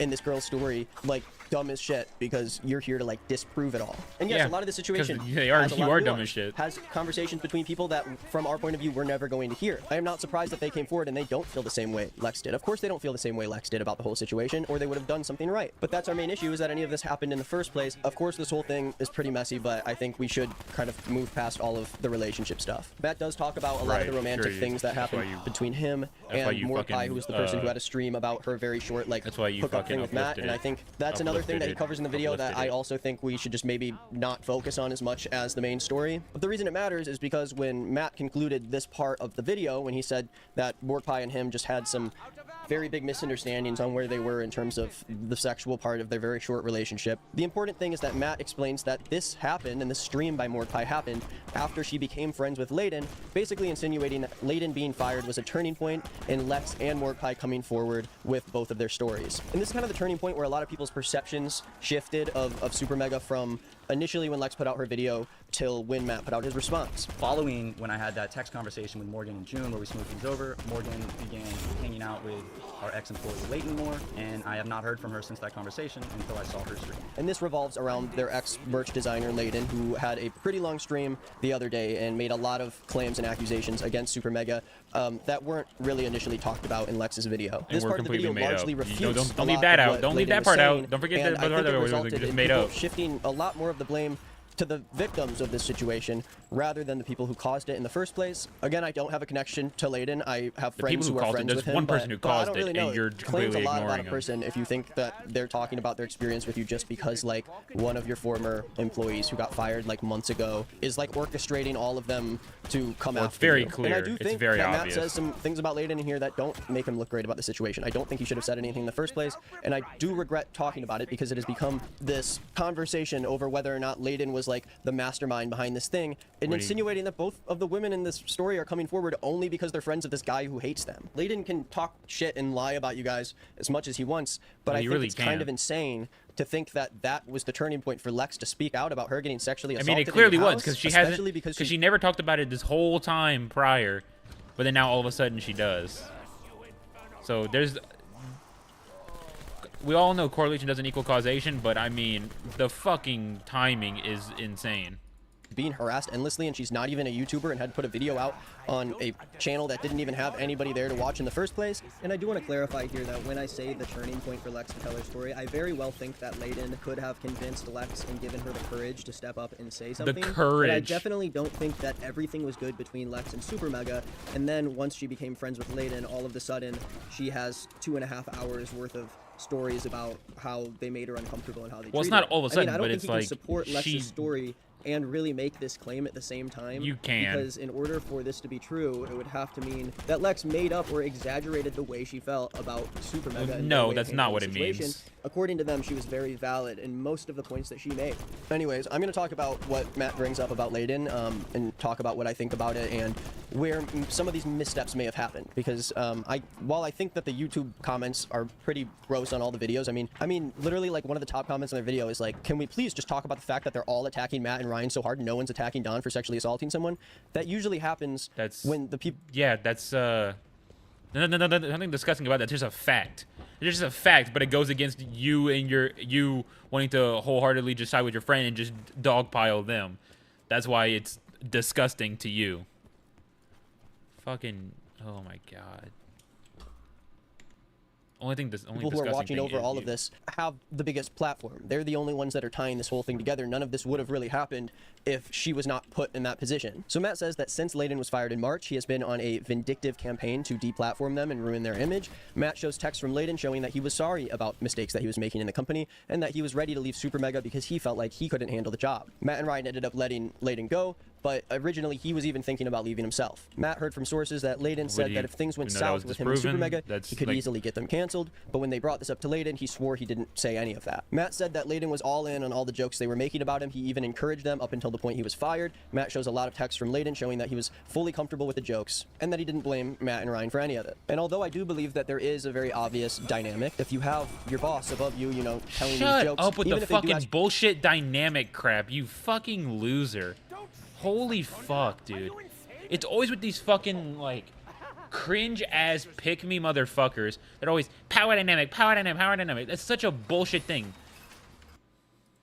You if you're okay with it, it's obvious that Layden was in a weird position with Supermega where he constantly felt like he was on like the brim of being fired. So I do think in that case there's a lot of ways where he could be sending them positive texts to make sure that they don't get rid of him, but at the same time that doesn't really fall on Supermega as much as it falls on Layden for properly communicating that he wasn't uncomfortable with these pretty disgusting jokes everyone was making. At the same time, I think that there were some major cues that were missed by Layden, and when him and Supermega split, there was definitely a lot of tension there that turned into something that it really shouldn't have. I think everyone is, of course, valid to be able to tell their story about the situation, but I think because he was someone who was close to Lex, he should have taken that time to really raise her story up, and instead he made a lot of claims that Matt was able to refute in this video, and that in turn made Lex look not so great anymore to a lot of people. Lex said herself publicly that she was upset with Layden for a lot of the remarks he made, and I'm gonna assume at this point that Layden isn't going to really speak more on Supermega because it doesn't really seem like his head was in the right place when he started talking about it, and it kind of frustrates me that it took so much away from Lex's story, and now it seems like the subreddit and comments are crawling with people who think that just because someone who was a previous friend of Supermega's obviously is going to be able to connect with another person who had bad experiences, suddenly it means that the guy who had a bad experience with you is like brainwashing everyone else in this vindictive campaign. The guy who had a bad experience. No, the guy who fucking someone as big as lied and someone like massively Lex would ever want to come forward about something that they didn't truly feel was necessary to come forward with. Not everything is as simple as telling someone that everything is okay, and there was obviously something going on in the office that raised a lot of tensions and caused something like this to get as big as it did. Matt shows text on a random Discord server where Layden and other members were attempting to find ways to cancel Supermega, and Matt basically claims that all of this happened because Layden and these Discord users were trying to figure out a way to ruin his career. He has screenshots, I don't even know from what, they're just like random Discord screenshots, but he is claiming that there has been a group of people that Layden has worked with to try and organize the best time to speak up about their feelings on the channel or whatever. I later received anonymous screenshots that were leaked from a Discord server that's just dedicated to hating on Supermega, the members of which created and spread horrible lies about my ex-girlfriend on Tumblr. They have harassed me for years. Some of them also write underage sexual assault fanfiction. These screenshots detailed the exact situation Layden was in with his employer. That's how I knew that they were real, because I knew about this agreement. And Matt also scrolls through these screenshots in a thread on his Gmail that says Layden evidence thread, which at least makes it clear to me that they kind of foresaw Layden coming forward about this stuff and had a lot of this. Yes, he literally says that earlier in the video. It's almost like you didn't watch it because he literally says, he shows it earlier whenever Layden says that it was okay. He literally says, oh, screenshotting this to cover my ass. And they were already suspicious about Layden like trying to fucking make shit up. Like, did he not actually watch the videos?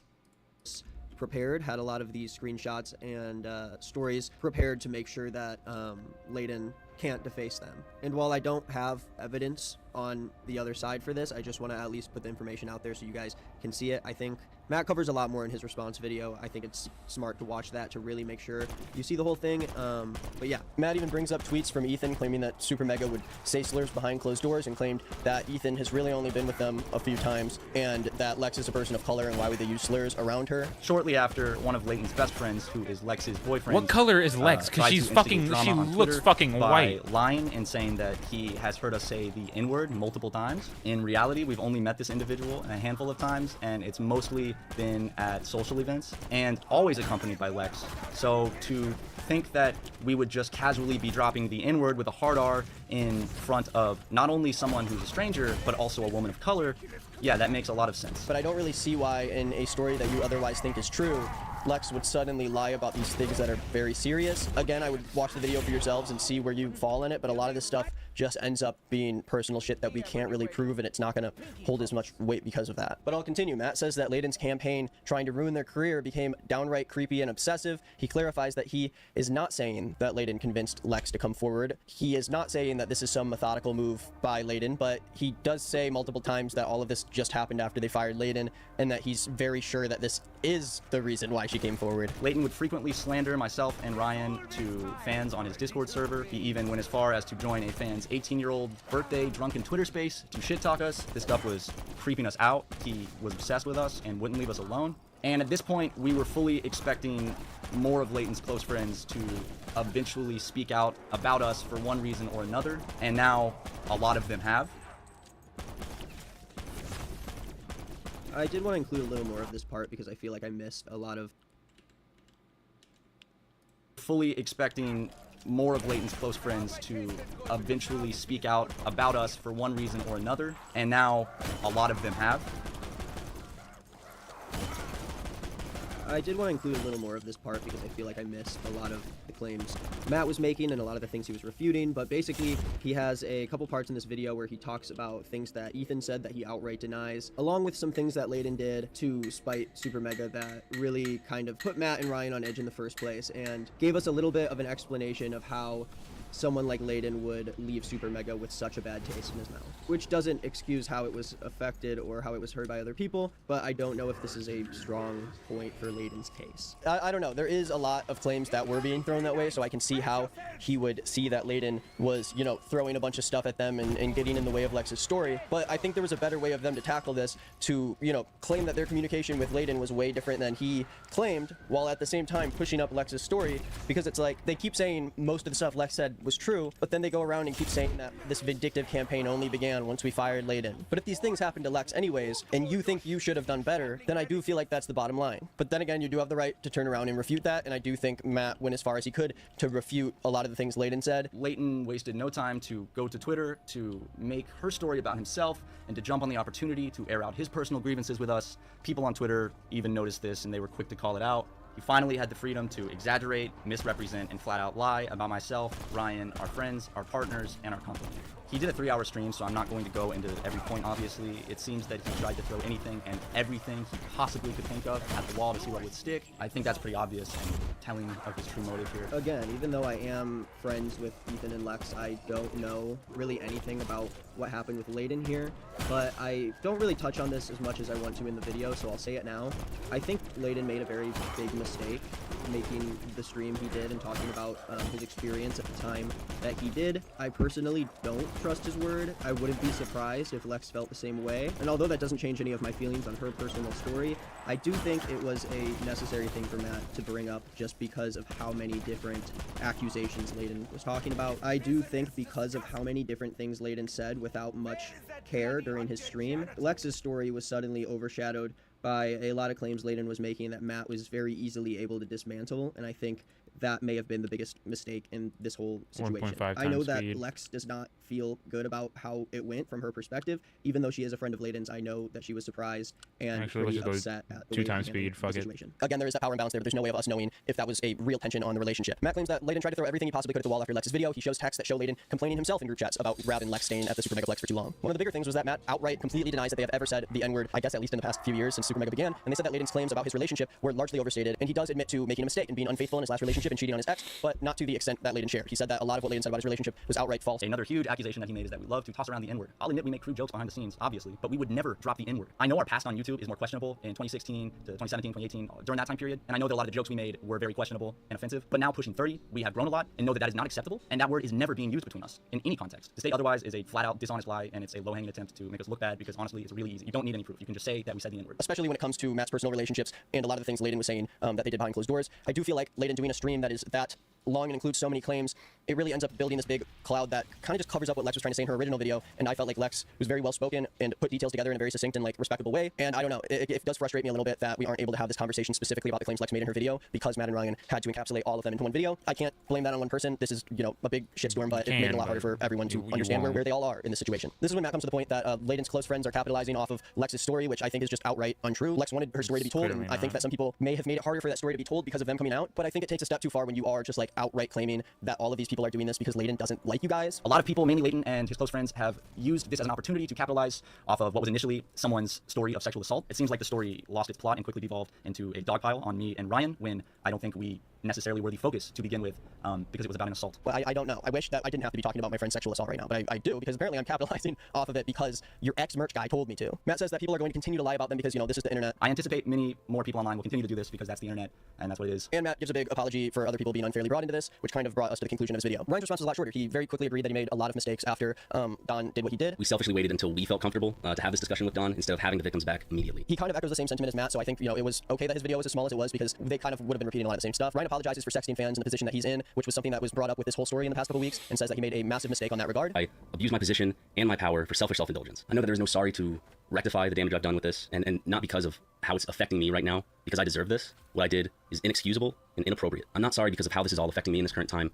I'm sorry for how this has affected everyone that was within the vicinity of the situation. And then finally, he mainly talks about Layden's comments. Once again, Layden made a lot of comments about the way that Ryan and Matt treated their own friend's suicide, and he makes it very clear that this is unequivocally untrue and that neither of them would ever make comments about this. It definitely was something that both of them focused on in the video that really upset them, and I do think that those constant comments about that definitely made it harder for people to fully hear everyone's stories. And I think that's what is so frustrating for so many people in this story, is that it feels like there were a lot of little things that kind of built up, and because they were able to dismantle and give more understanding to a couple of those things, I feel like we kind of massively overshadowed a lot of what Lex was saying in the original video. I've done enough shit to tarnish my image, but I will not stand by and let someone talk lies about the way I talked or treated my trauma in regards to Daniel. The sole focus of all of this should have been about the support that Lex needed. Now, I do want to give a conclusion to how I feel about both of these responses. I do think that Matt and Ryan own up to a lot of the truly awful shit they did, and I think that was good. I also think there were a lot of instances where there was heavy miscommunication, and I do feel like a lot of the receipts they brought to the table make it easier to understand where they're coming from, while also understanding that this was handled very poorly, and most people in their shoes would have handled it much differently. Luckily, there's a lot of times where they do just outright admit that they fucked up. And I do think that their issues with Layden were handled poorly on all sides, and I think that Layden should not have spoke up as soon as he did about his experience. I never want to hold someone back from being able to talk about how they were felt in a certain situation, but specifically because it happened so quickly after Lex's video, and especially because the stream was so much longer and there were so many little claims made, I feel like he may have had a lot of emotions and held up resentment from how much he was experiencing while working for Matt and Ryan for a couple years. And I think when Lex was finally able to be heard, he was ready to tell his story, and he may have overstepped in that specific moment in time. I wish supermega just had the chance to respond to just Lex and her story, but even with all of the things they admit in the first half of the video, a part of supermega's fanbase is relentlessly claiming that Matt and Ryan were just defaced by one disgruntled employee who had a vendetta to cancel them. And while I think that they do have evidence to show that Layden overstepped in terms of how he followed up Lex's video, and if I was Lex, I would understandably be very, very upset. But I think boiling down any of what she says in her story to just being controlled by Layden is pretty disgusting and untrue. None of this should have a massive effect on what supermega did and what they even admitted to doing in this video. Despite how many times Matt can say he messed up, this video insinuates strongly that Lex would not have stepped forward if it were not for Layden, and that all of these people, including myself, have bought into this agenda that we need to take down supermega because the ex-merch designer that you fired told us to. I'm asking that people use their common sense and maybe take a step back and look at the big picture here, and I hope that people can see that there is a personal vendetta that is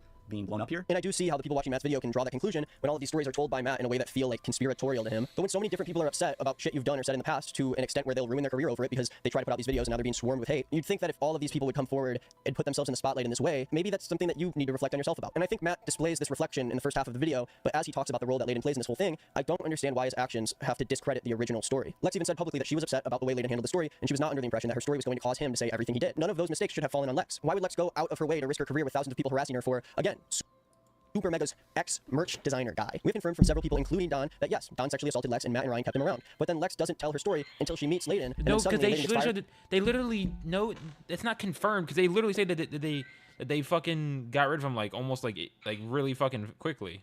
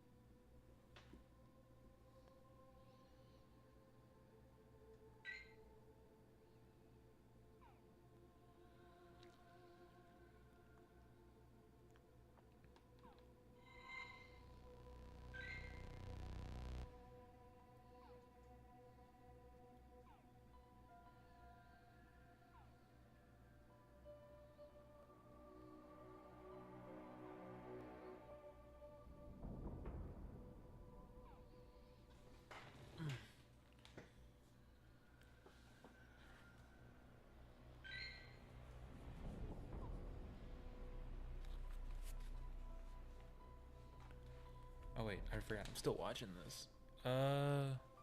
Fuck it. Let's and just convinces get her to this make finished a with. 2-hour and 20-minute video telling her story. It's hard to wrap my head around why people would use Layden's false judgment and personal grudge against Lex as if she didn't also provide proof for things Super Mega said that were never actually addressed in either of their response videos. Like one of the bigger texts that Lex showed where she asked Matt about Don claiming that Super Mega fired him without much of a reason, only to receive a text from Matt that didn't seem worried. He just said, "Be gone, foul beast," even though one of their ex-employees was lying to people about why he was fired and still talking to fans about it. I think that's insane to me. And it could really only either be Don lying to people about this so he doesn't have to admit what he did, or maybe the talk he had with Super Mega was confusing and vague to him. But we really never got any response about that. I felt them downplaying it in real time, but I was across the state, like 5 hours away, and could do nothing about it. So that's when I decided I needed to be there. Matt had known since, or at least I told him, May 25th that I'd be in town on the 14th. On the 13th at 9 p.m., he messages me this: "Hey, can't wait to see ya. Just an update. Dawn is staying at the office with Rav right now." I did not know what the fuck to say, so all I could say is, "What should I do?" "Oh, whatever you want. I was just updating you where Dawn was. My place is full at the moment, unfortunately." Texting me hours before I gotta be there that he just sent him to the place I'm staying at. He didn't have to do this. Even though his place wouldn't be full because Don was staying at him and he sent him to the office from his place, so his place would now have space open for her to stay. Found out he did this because he was tired of Don making a mess. They don't even touch on the fact that Ryan liked art from Don after they fired him on Twitter, and Don tweeted out. Because there's nothing to address with that. He liked the fucking piece of art the guy did. Boo fucking who, dude? Like, grow the fuck up. And he does address the fucking thing that he sent him there, because he literally addresses it, why he sent him to the office. Asking people for a place to stay when none of Super Mega's fans knew that he sexually assaulted someone else. I'm all for keeping Lex's story private if she wants it to be private, but there's got to be a way to tell your fans in a safe way that Don is not someone who they should follow anymore, that he was let go for a reason that you can't talk about, but you need them to know that it's serious and that they shouldn't really engage with him anymore. I know this video does a lot of jumping back and forth, but that's what happens when we're looking at all these stories. But I do want to reflect on my original video and say that I do think I've made a bit of a mistake, including Mordecai and Layden's stories in that particular video. I wanted my video only to be about Lex's story, and I got caught up in context that I personally thought was important and necessary for the story, but I really should have only touched on Lex's video from the start and what happened with her and Don and Matt and Ryan specifically, since that was my goal in the beginning of the video. You know, despite that, I still received several comments on the original video claiming that I put out my video about Lex without waiting for Super Mega to respond, and that I was taking a side before hearing everybody's sides. And I thought I made this clear exactly before, what you did. Of course, I'm going to take the side of a personal friend of mine when she comes out with a story about her own sexual assault. This isn't like because you're a fucking idiot. Because you don't care about evidence and facts. Online, like normal thing where I look at all the facts and I make a decision. No, my friend was assaulted and never felt like she was able. Nope, she claims she was assaulted. That's why you don't, because you look like a fucking idiot. She has she's shown no fucking evidence to be heard, and obviously I believe proving all there's no the way where I criticism would look at that situation and hear her story. And do people think that just legitimately she's supposed to outright lie about the way they treated her for no reason? I don't really understand where people are coming from when they call me a liar with an agenda and they call her a liar with an agenda. Where do you guys think we're coming from? You think we're like a part of the Illuminati or something? I think my conclusion to this is that Super Mega made some very rough mistakes in the past couple of years, and it seems like there was a lot of carelessness that snowballed into a problem that got too big for them to handle very quickly. At the very best, these aren't evil guys. They're just really, really dumb, and they don't really deserve to have the company and the team and the platform that they have with the way that they've handled it, especially because of the way they handled Don and how they put several people in unforgivable circumstances, including many people who worked for them. They dropped the ball on people that they were supposedly like friends of, people that they supposedly cared for. I think it's sad any of this happened. I hope everyone takes some time away from the internet to think about how situations like these boil over and become as messy as they do once someone puts out a response and people just decide to like hound the person who decided and was brave enough to put out her story in the first place. Now she has to read comments every day of people telling her that she's wrong and that she lied about the whole thing and that Layden controlled her to do it. And I think that's it. That's probably the last time I'll cover the story. I don't know. I feel like, you know, this shit isn't ever fun. I don't look forward to making videos like this, and it sucks that someone can talk for 48 minutes about their side of the story and then claim that people like me are trying to capitalize off of a sexual assault victim. Because of what you are doing. Because now you talked about it for an hour and just made yourself look like a bigger fucking dumbass by not being able to something will happen. You'll say that this is what this is what they're doing, and then say like, well, and then try to say that how that doesn't disprove something completely unrelated to what they're actually trying to prove in that clip. So hopefully they both take some reflection and just maybe leave for a second. Okay, I think that's it for me. Thank you guys for watching. Remember, watch the videos I linked down below. You need to have some reflection and not be so fucking stupid. Thanks for watching. Wait, what do you say about comments? Trying to capitalize off of a sexual assault victim. So hopefully they both take some reflection and just maybe leave for a second. Okay, I think that's it for me. Thank you guys for watching. Remember, watch the videos I linked down below. Look at the story for yourself. Tell me how you feel in the comments. Thanks for watching.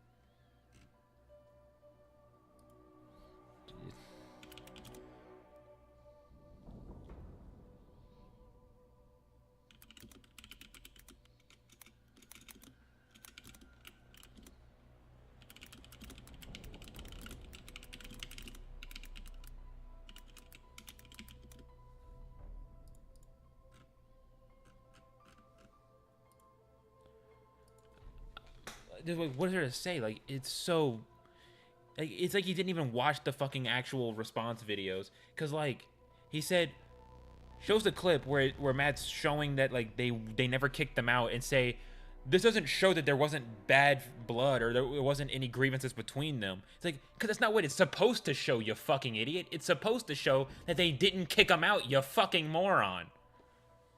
Like the donkey brain in this motherfucker. Holy shit. I think I might just call it there, because I want to go outside and take a little short walk and get some Pokemon Go shit going. Because, I mean, I've been getting back into Pokemon Go. And there's a gym and a fucking Pokestop literally right across the ditch. And then on the other, there's a ditch, and then the other side of the street, on the other side of the ditch, there's like a church and a graveyard and shit. Like right there, there's a fucking Pokestop and gym, and I can reach the Pokestop from the yard at the edge of the ditch, but I can't reach the gym. The gym's just a little bit further back, and the bridge to get over is all the way down there. So it's like I don't feel like going to walk that right now, especially with how dark it is. Probably early in the morning, I'm probably gonna take the dogs for a walk, and I'll probably take them for a walk over there. Ooh. A Wish Cache appeared. You little bitch. And I got my last breakthrough for a challenge or a quest or whatever, a field research, whatever the fuck. Let's go.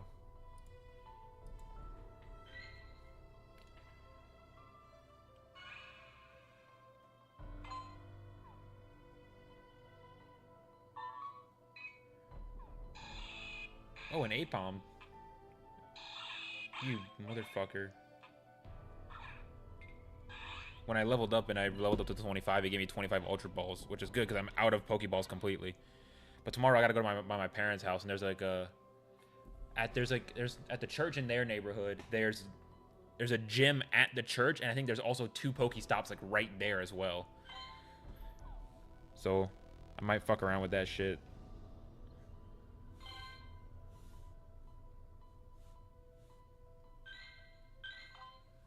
So I'm gonna go take a little walk, and maybe I'll stream again tomorrow. Maybe, probably not. Or I'll stream again later tonight. Maybe, probably not.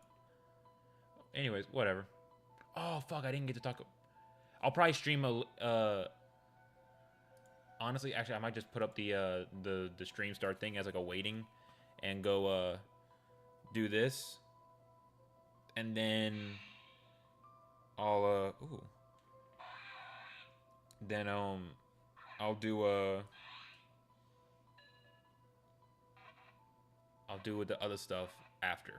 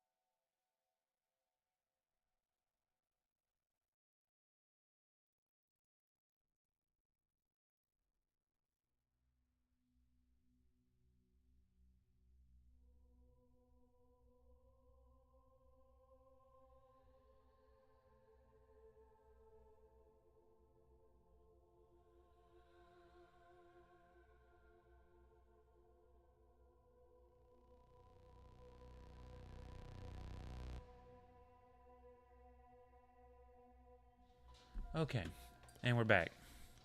We're back. All right. So basically, we're gonna talk about some Twitter idiots. You don't want to say it too loud because then they come running to cry about some stuff. We're just gonna do like the short and sweet of it. Honestly, that's all we're gonna do. Let's see.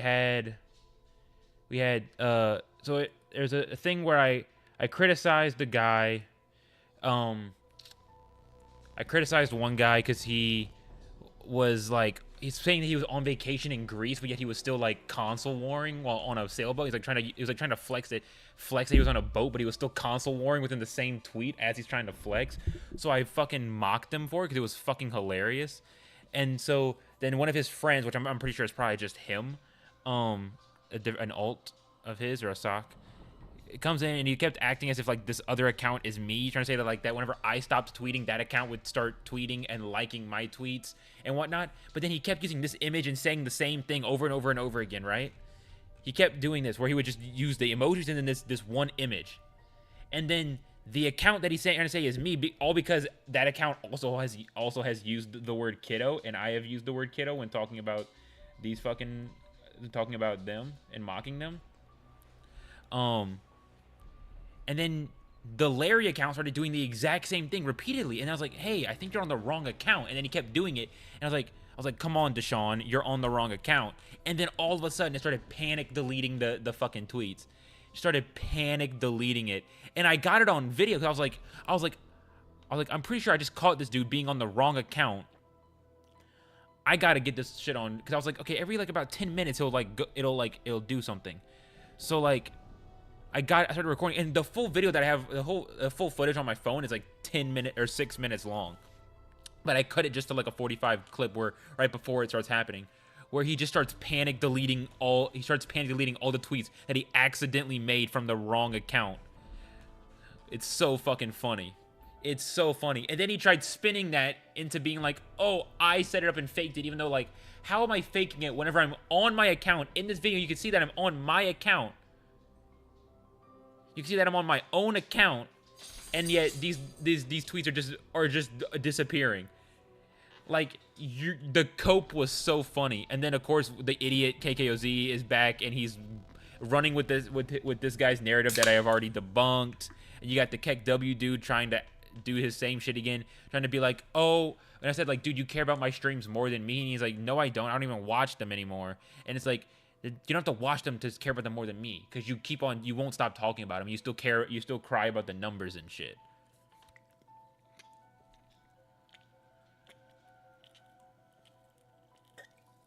Ugh. You cry about the numbers, and then like you even went to my more recent streams and got another screenshot of me and all this stuff, and like you cry about me and change your name and all that. Like, you care so much. And then you get this guy who he took it off, but this is the guy from the other day that had the link in his bio that just was a link to my channel. And I guess he saw my things where I called the dude Pluto not a content creator, because he's not. And he made this long ass post. He said, warning, long post regards to content creators, all in one take. Read it as you wish. Read it at your own discretion. When people talk about content creators, a lot of people assume that one has to be extremely massive. I've never said that. And has to earn magnificent income. Never said that from the content that they create. But anyone who makes any type of content is a content creator. False. Be it if you are doing it as a hobby, part-time, paid, /unpaid. If it's unpaid, then you're not a content creator. Or full-time, paid.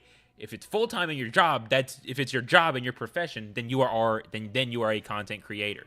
In this case, I'd like to use someone who I've watched in the past. No, you haven't. You never heard about the dude before the other guy brought it up.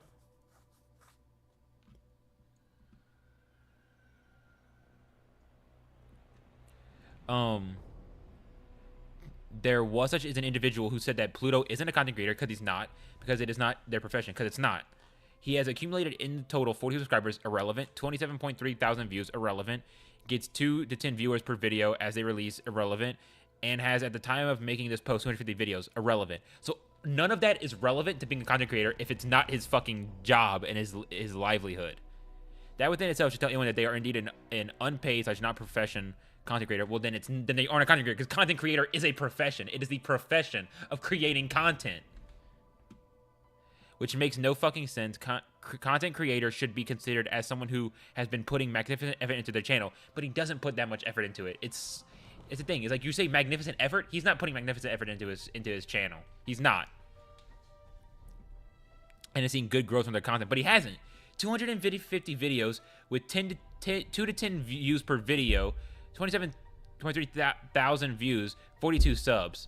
As like his total views, most of his total views come from the shorts, because shorts are always going to get more views than your regular content, because it's just the nature of how the shorts algorithm works. Same with TikTok. TikToks are going to get way more fucking views. Like my channel gets like not many views. Like it gets like no views, which I don't give a shit about. But like you go to like my TikTok page, go to my fucking profile, and then like you go to my fucking profile on TikTok, 300, 500, 700, 800 community guidelines violation, 1,000, 500, 1,000, 600, 1,000 violation, 400, 500, 600, 1,300.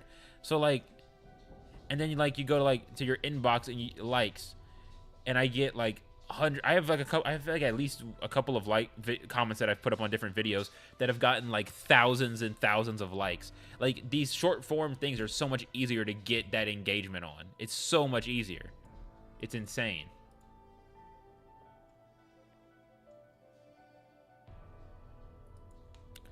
If you don't like what they're doing, then fine. I don't have a problem with what he's doing. It's just a fact that he's not a content creator. But don't be an asshole about something you don't see it as fitting to your stupid narrative. Well, it's not about a narrative. It's just a fact. It's not, and it's also, it's like not being a content creator. It's not a narrative. It's just a fact. Content creation is not about the size. I've never said it's about the size.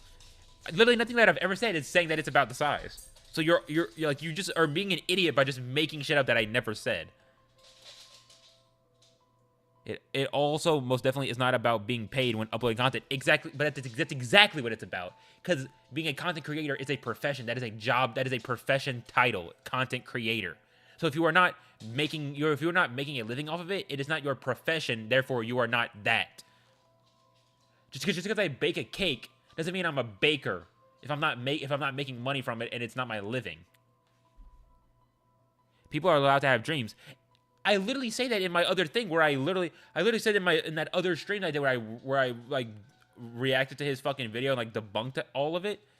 I literally said that like, hey, if this is what he wants to do and it becomes more power to him if he wants to pursue this. But just because he wants to pursue it does not make him a content creator before it's actually his job. And they're allowed to act on those dreams if those dreams interest them enough. I've never said that they aren't. Apologize for the long damn post, but wanted to get my thoughts out and how a lot of people are unnecessarily asked about it as well. No one's being asked about it. You're being retarded about it by just making shit up that I never said and just lying. But you tried. He tried a lot. And then he eventually shut up because he couldn't, like, he just had to keep fucking lying. Yeah.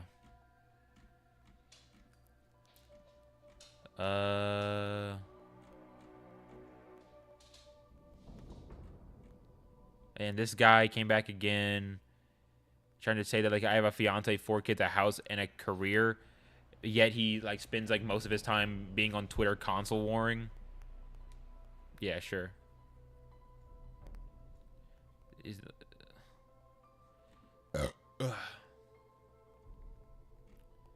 Constantly tries to talk about me and then just like literally lies. You're what's known as a child, barely any facial hair. Yeah, barely any facial hair. That's why I don't have to, you know, it's always about the looks and always about the facial hair. Whenever I've got more facial hair than I guarantee more facial hair than any of these fuckers do, because they always hide their faces. Skinny little arms. My arms aren't that skinny. I've literally seen far skinnier arms. It doesn't, and the size of the arms don't really matter. I mean, I'm lifting up like multiple 100-pound fucking pieces of steel at work. Because it's quicker to do that than fucking grab the forklift every fucking time I need to move some steel. Multiple Twitter accounts to abuse people. Never abuse anybody. Thinks he's intelligent. I don't think. I'm clearly more intelligent than you. That's why, like, you guys just have to lie and I don't have to lie. Talks about rocks. Irrelevant. Has a comb-over hairstyle. Learn what a comb-over is. No friends. You're projecting. And then like he did this image, checkmate, have a good look at a loser's face, look in the mirror. And then he posted this with 4 different images, which, yes, I said that. I've never acted as if I didn't, and it's not abuse. It's just a statement. Then he has this image that literally has nothing to do with me. I have no idea who this is or what this is. I don't have an iPhone. So this is like, this is completely irrelevant. Because if I'm supposed to be this person, I'm pretty sure that, oh no, that's, no, wait, if this is supposed to be me, then it would be green. Or no, I think just if, like, it's, there, it just doesn't add up because I'm not on iPhone. So you tried. You tried, but you fucking failed. This, which shows nothing, because he tries to act as if, I don't know what the fuck that is. That's nothing that I don't, Beast 88667.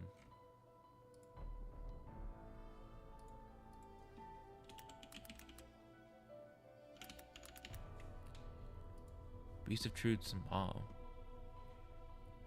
is a multi...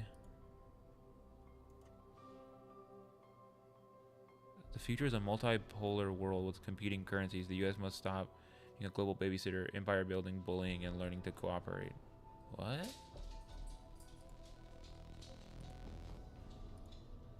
What?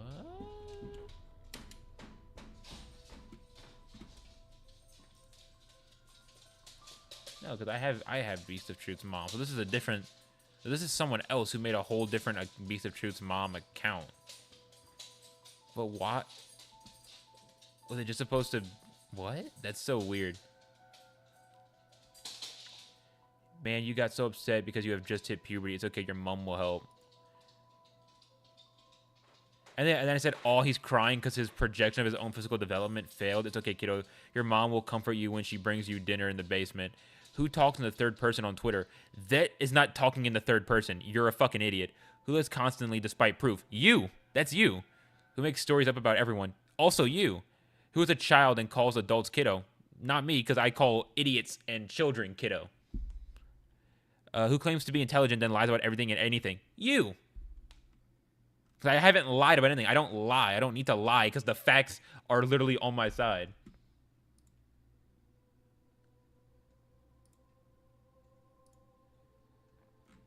It's just so funny.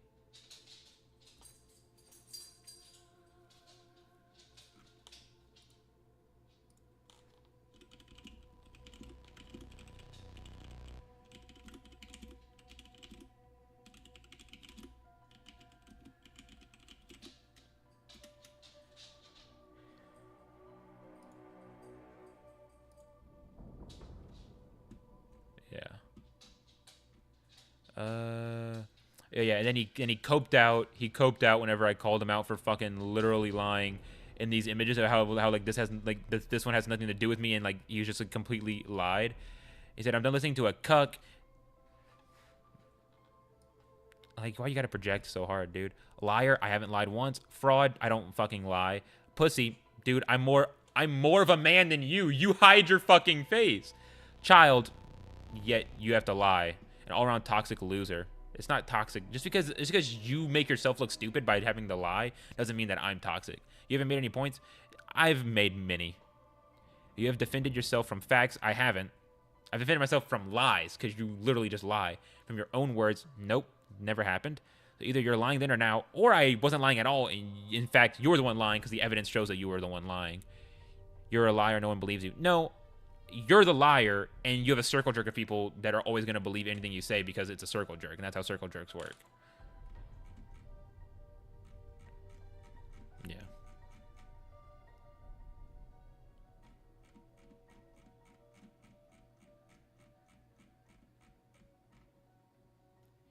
Oh, look, he made it. If you drink beer, it would put hair on your chest. I know Babyface ain't got none. And he...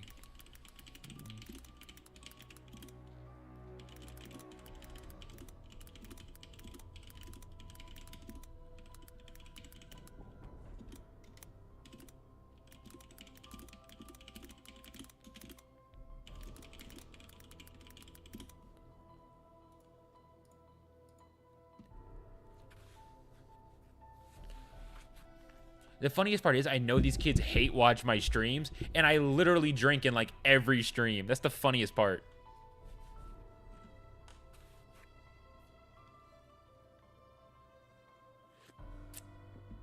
Speaking of drinking, time for another shot, like I've been doing all night. This is the same sake from the other night. I need to get another bottle, and it's super cheap, so it's like I can always just get another bottle. It's really good. I've tried 3 different sakes before, and this is by far the best one. The one that the only one that I genuinely enjoy drinking because it's so smooth.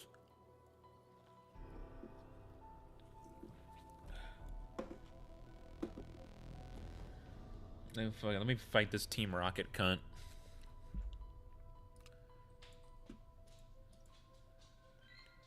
Alright, so now we're done covering all that. You already talked about the Super Mega stuff. Let me just fight this Team Rocket cunt and wipe the floor with her. A fucking Fungus versus my Aerodactyl. Actually, I'm just gonna switch out to Charizard. Dude, while I was at work, like I was like doing some paperwork, I just decided, you know, let me check my Pokemon Go and see like what's all around. Well, let me just see what kind of Pokemon are like in this area where I'm working. And there's just a fucking Charizard, and I was like, what the fuck? Why is there just a full-on Charizard? It was just so fucking random. And then right before I was going through and locking up, I checked I checked again, and I thought the game was glitching out because there was I have Combuskin. I have a Combuskin, and I have the Combuskin set as my buddy Pokemon. So I can try to earn the candy because I really want to get it up to a Blaziken because Blaziken's my favorite. And fuck, wait, I got it. And there we go, and I win because Blaziken's like one of my favorite starter Pokemon. Like one of my favorite final evolutions of a starter Pokemon ever. I think Cinderace is also really good. I just really love fire starters. So, like, Cyndaquil is a good one. And then you got, was it Cinderace? It was like the Scorbunny was like the starter, the starter from Sword and Shield. That was like another really good one. Chimchar. I was about to say Apom. That's not a starter. Chimchar is good. Torchic's great. Like, they're all good. Charmander, But for whatever reason, Blaziken has always been my favorite of the final evolutions. Okay, let me catch this infected Pokemon or whatever it is. The darkness ones. Man, it always says that there's... It always does that.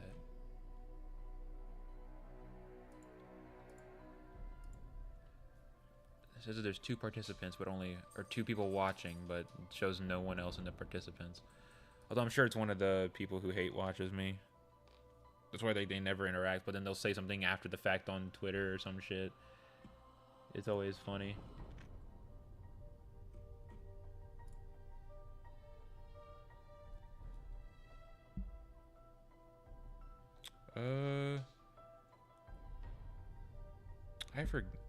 Yeah, I probably shouldn't have wasted that lure. I should not have wasted that fucking lure on that Pokestop whenever I'm not even outside. Fuck. That was my fault. Oh, look, they're already gone, so we'll see what they have to say.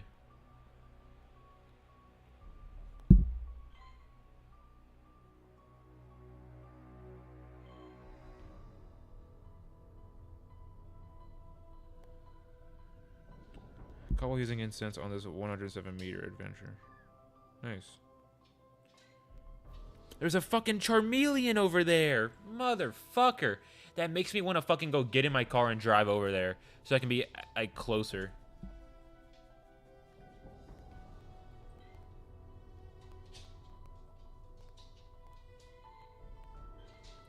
Because before I go to my parents' house to go cut the grass tomorrow in the morning, I'm definitely gonna go over there and get some shit. And then I'm probably gonna try to get some shit at the gyms by the and whatnot in my parents' neighborhood after I'm done over there before I leave to come home. Absolutely. Good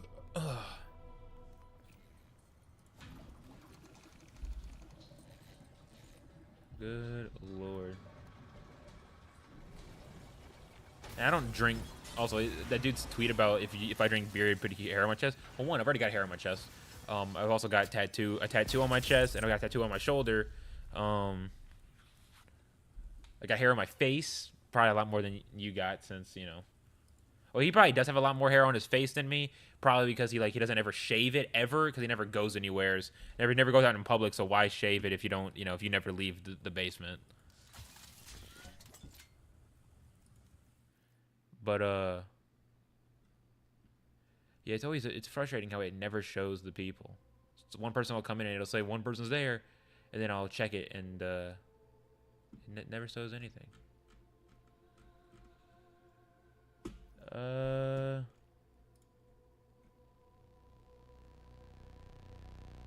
Let's see.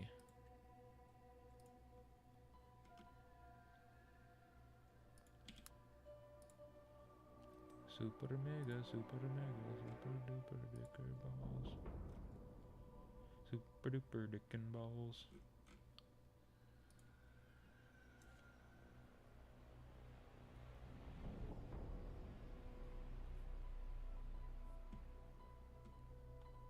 Yeah, they really weren't getting many views because they were literally not doing anything outside of they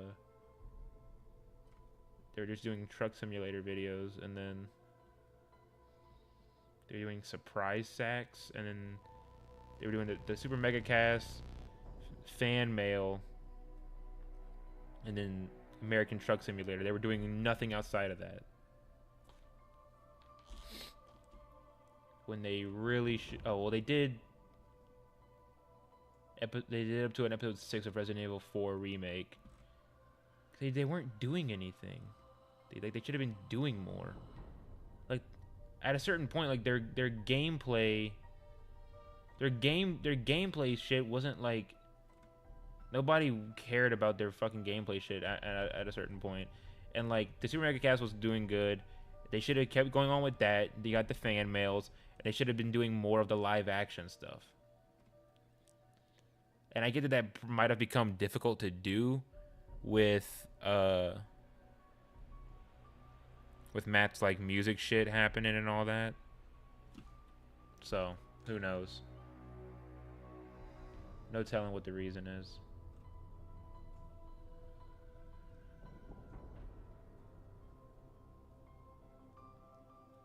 Marshmallow World 7 months ago.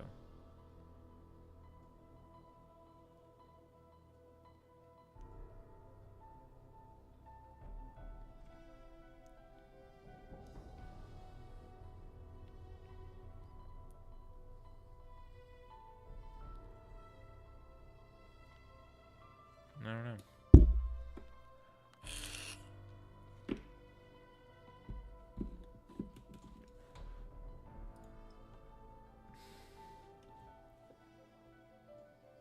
I don't think that they should quit. I don't think they should shut it down, but I think they are. Based off what Ryan said in his video, it's pretty seems like it's gonna be it. You know?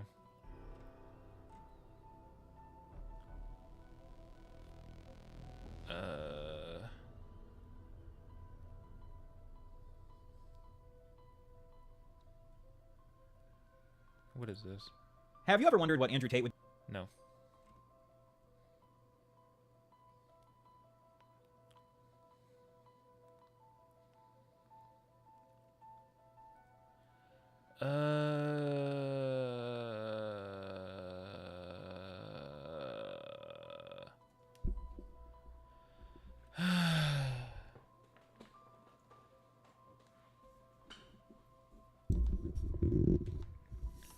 So we got that. I mean, it's just going to give me 2 more once I complete it, and I can just complete it tomorrow. If I don't feel like doing it today, I can just do it tomorrow. I want to go to the black market. Where are we at? 40. We're at 40. So 42.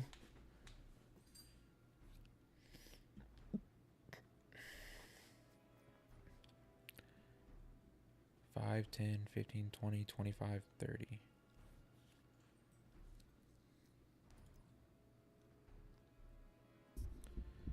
Right. You get 5 duplicate protected cases, which is good because on Avetta's. But I don't know what gun to get. And the thing is, whichever one I pick, preferably I want to pick. I don't know. Because, like, I don't need to pick the Damon 3XB because I've already got the Mark II version of that from a different crate. You know? And it's like, I could do the Peacekeeper Mark II, the SWAT Mark II. Oh, I can go further down. I could do the Cap 45 Mark II. I think the Vendetta Mark II, the Koshka, I think, is one that I can do as well. No, not the Koshka. The Tiger Shark is one that I could do. The Stingray, the Switchblade Mark II. And that's really it. Cause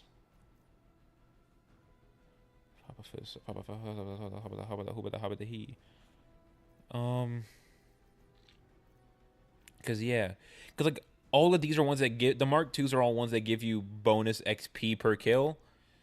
Which is why it's like, you know, if you have the option, it makes more sense to pick those for ones that you don't already have. You know?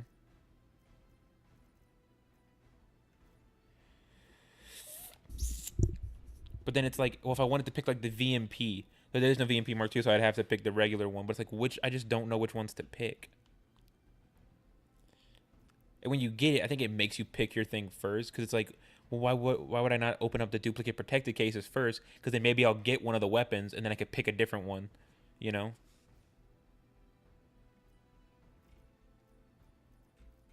But we'll see. You ever gonna lick my nuts, you loser?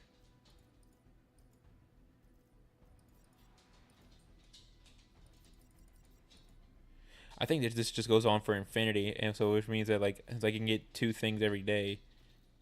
I get 2 extra cases every day just from the daily tier skip and then the reward tier skip from the daily contract.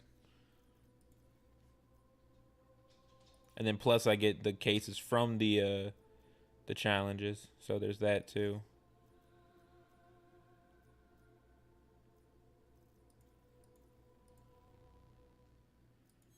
So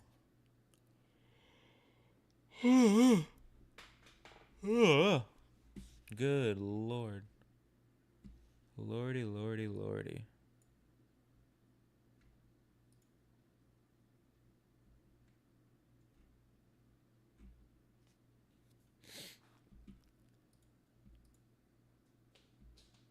He's got nothing. Nothing. That's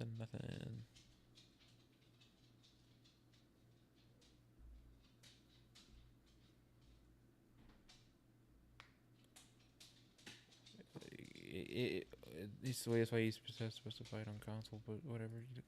Using your brain isn't something that you guys are particularly known to do at all. Hello, Finn. What's up, bud? What's up, bud? What? Don't you swing at me, boy. You swing at me, boy. I know. I need to put your medicine on your neck. I surely hope that shit ain't a fucking tumor. Put my shoe down, you little shit. Put the shoe down. Okay, you ain't gotta come through the armhole. No bite. Finn, calm down. Chill out. You've been chilling all afternoon, and all of a sudden you're hyper. Nova, put the shoe down. What? Hey, Nova. Hey, Nova. Hey, baby girl.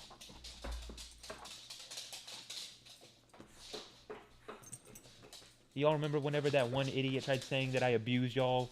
Because sometimes I have to discipline you because you don't listen. And all I did was raise my voice. That way you listen. I know, that guy was really stupid, wasn't he? I abuse y'all so much. That's why y'all just run around all day. You know. Gotta love when people make themselves look so dumb. It's fun. It always is fun when people make themselves look dumb. Anyway. What to play?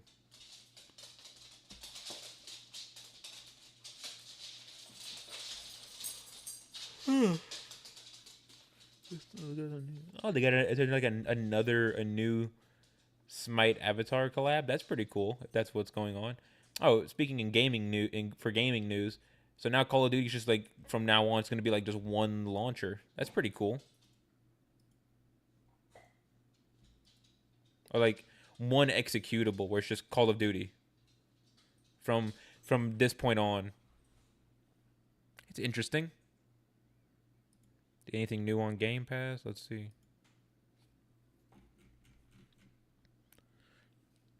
I need to turn on the Xbox and get my dailies done.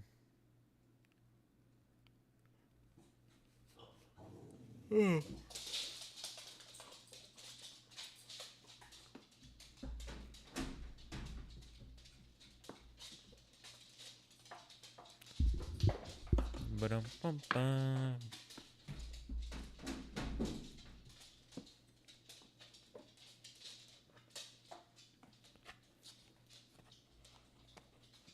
What? What is your problem? What is y'all's problem? Hey, watch it. You're always fucking whacking your tail on the shit down there. You don't need to go underneath the desk. You're always so frantically like clawing. God, y'all claws are fucking sharp.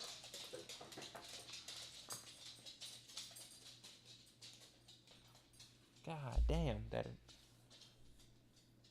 fucking hurt. At least a little bit.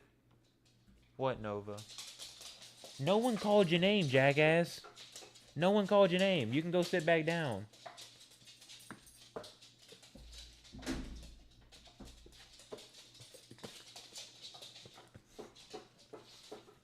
Yes, Nova. Yes, Nova.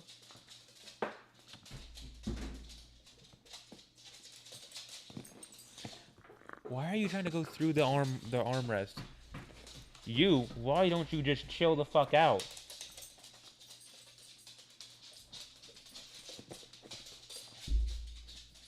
Hey, Nova.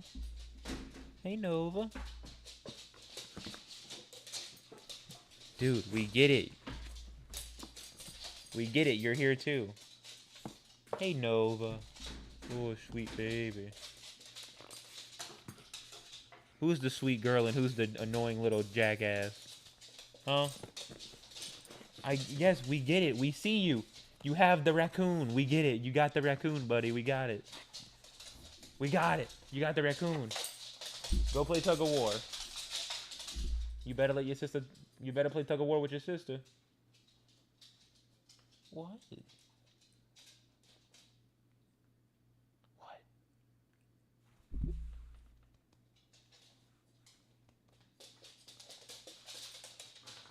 There you go. Tug on it. Oh. Then he goes back to the bed.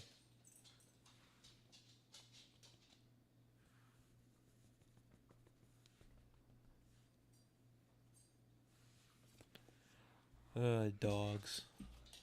What?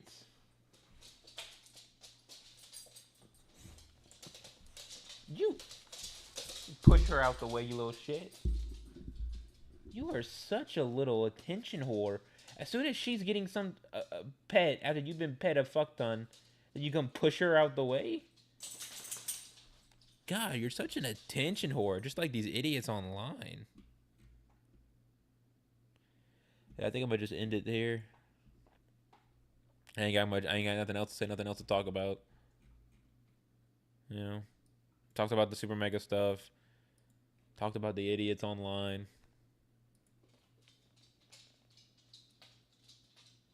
Yeah. Okay.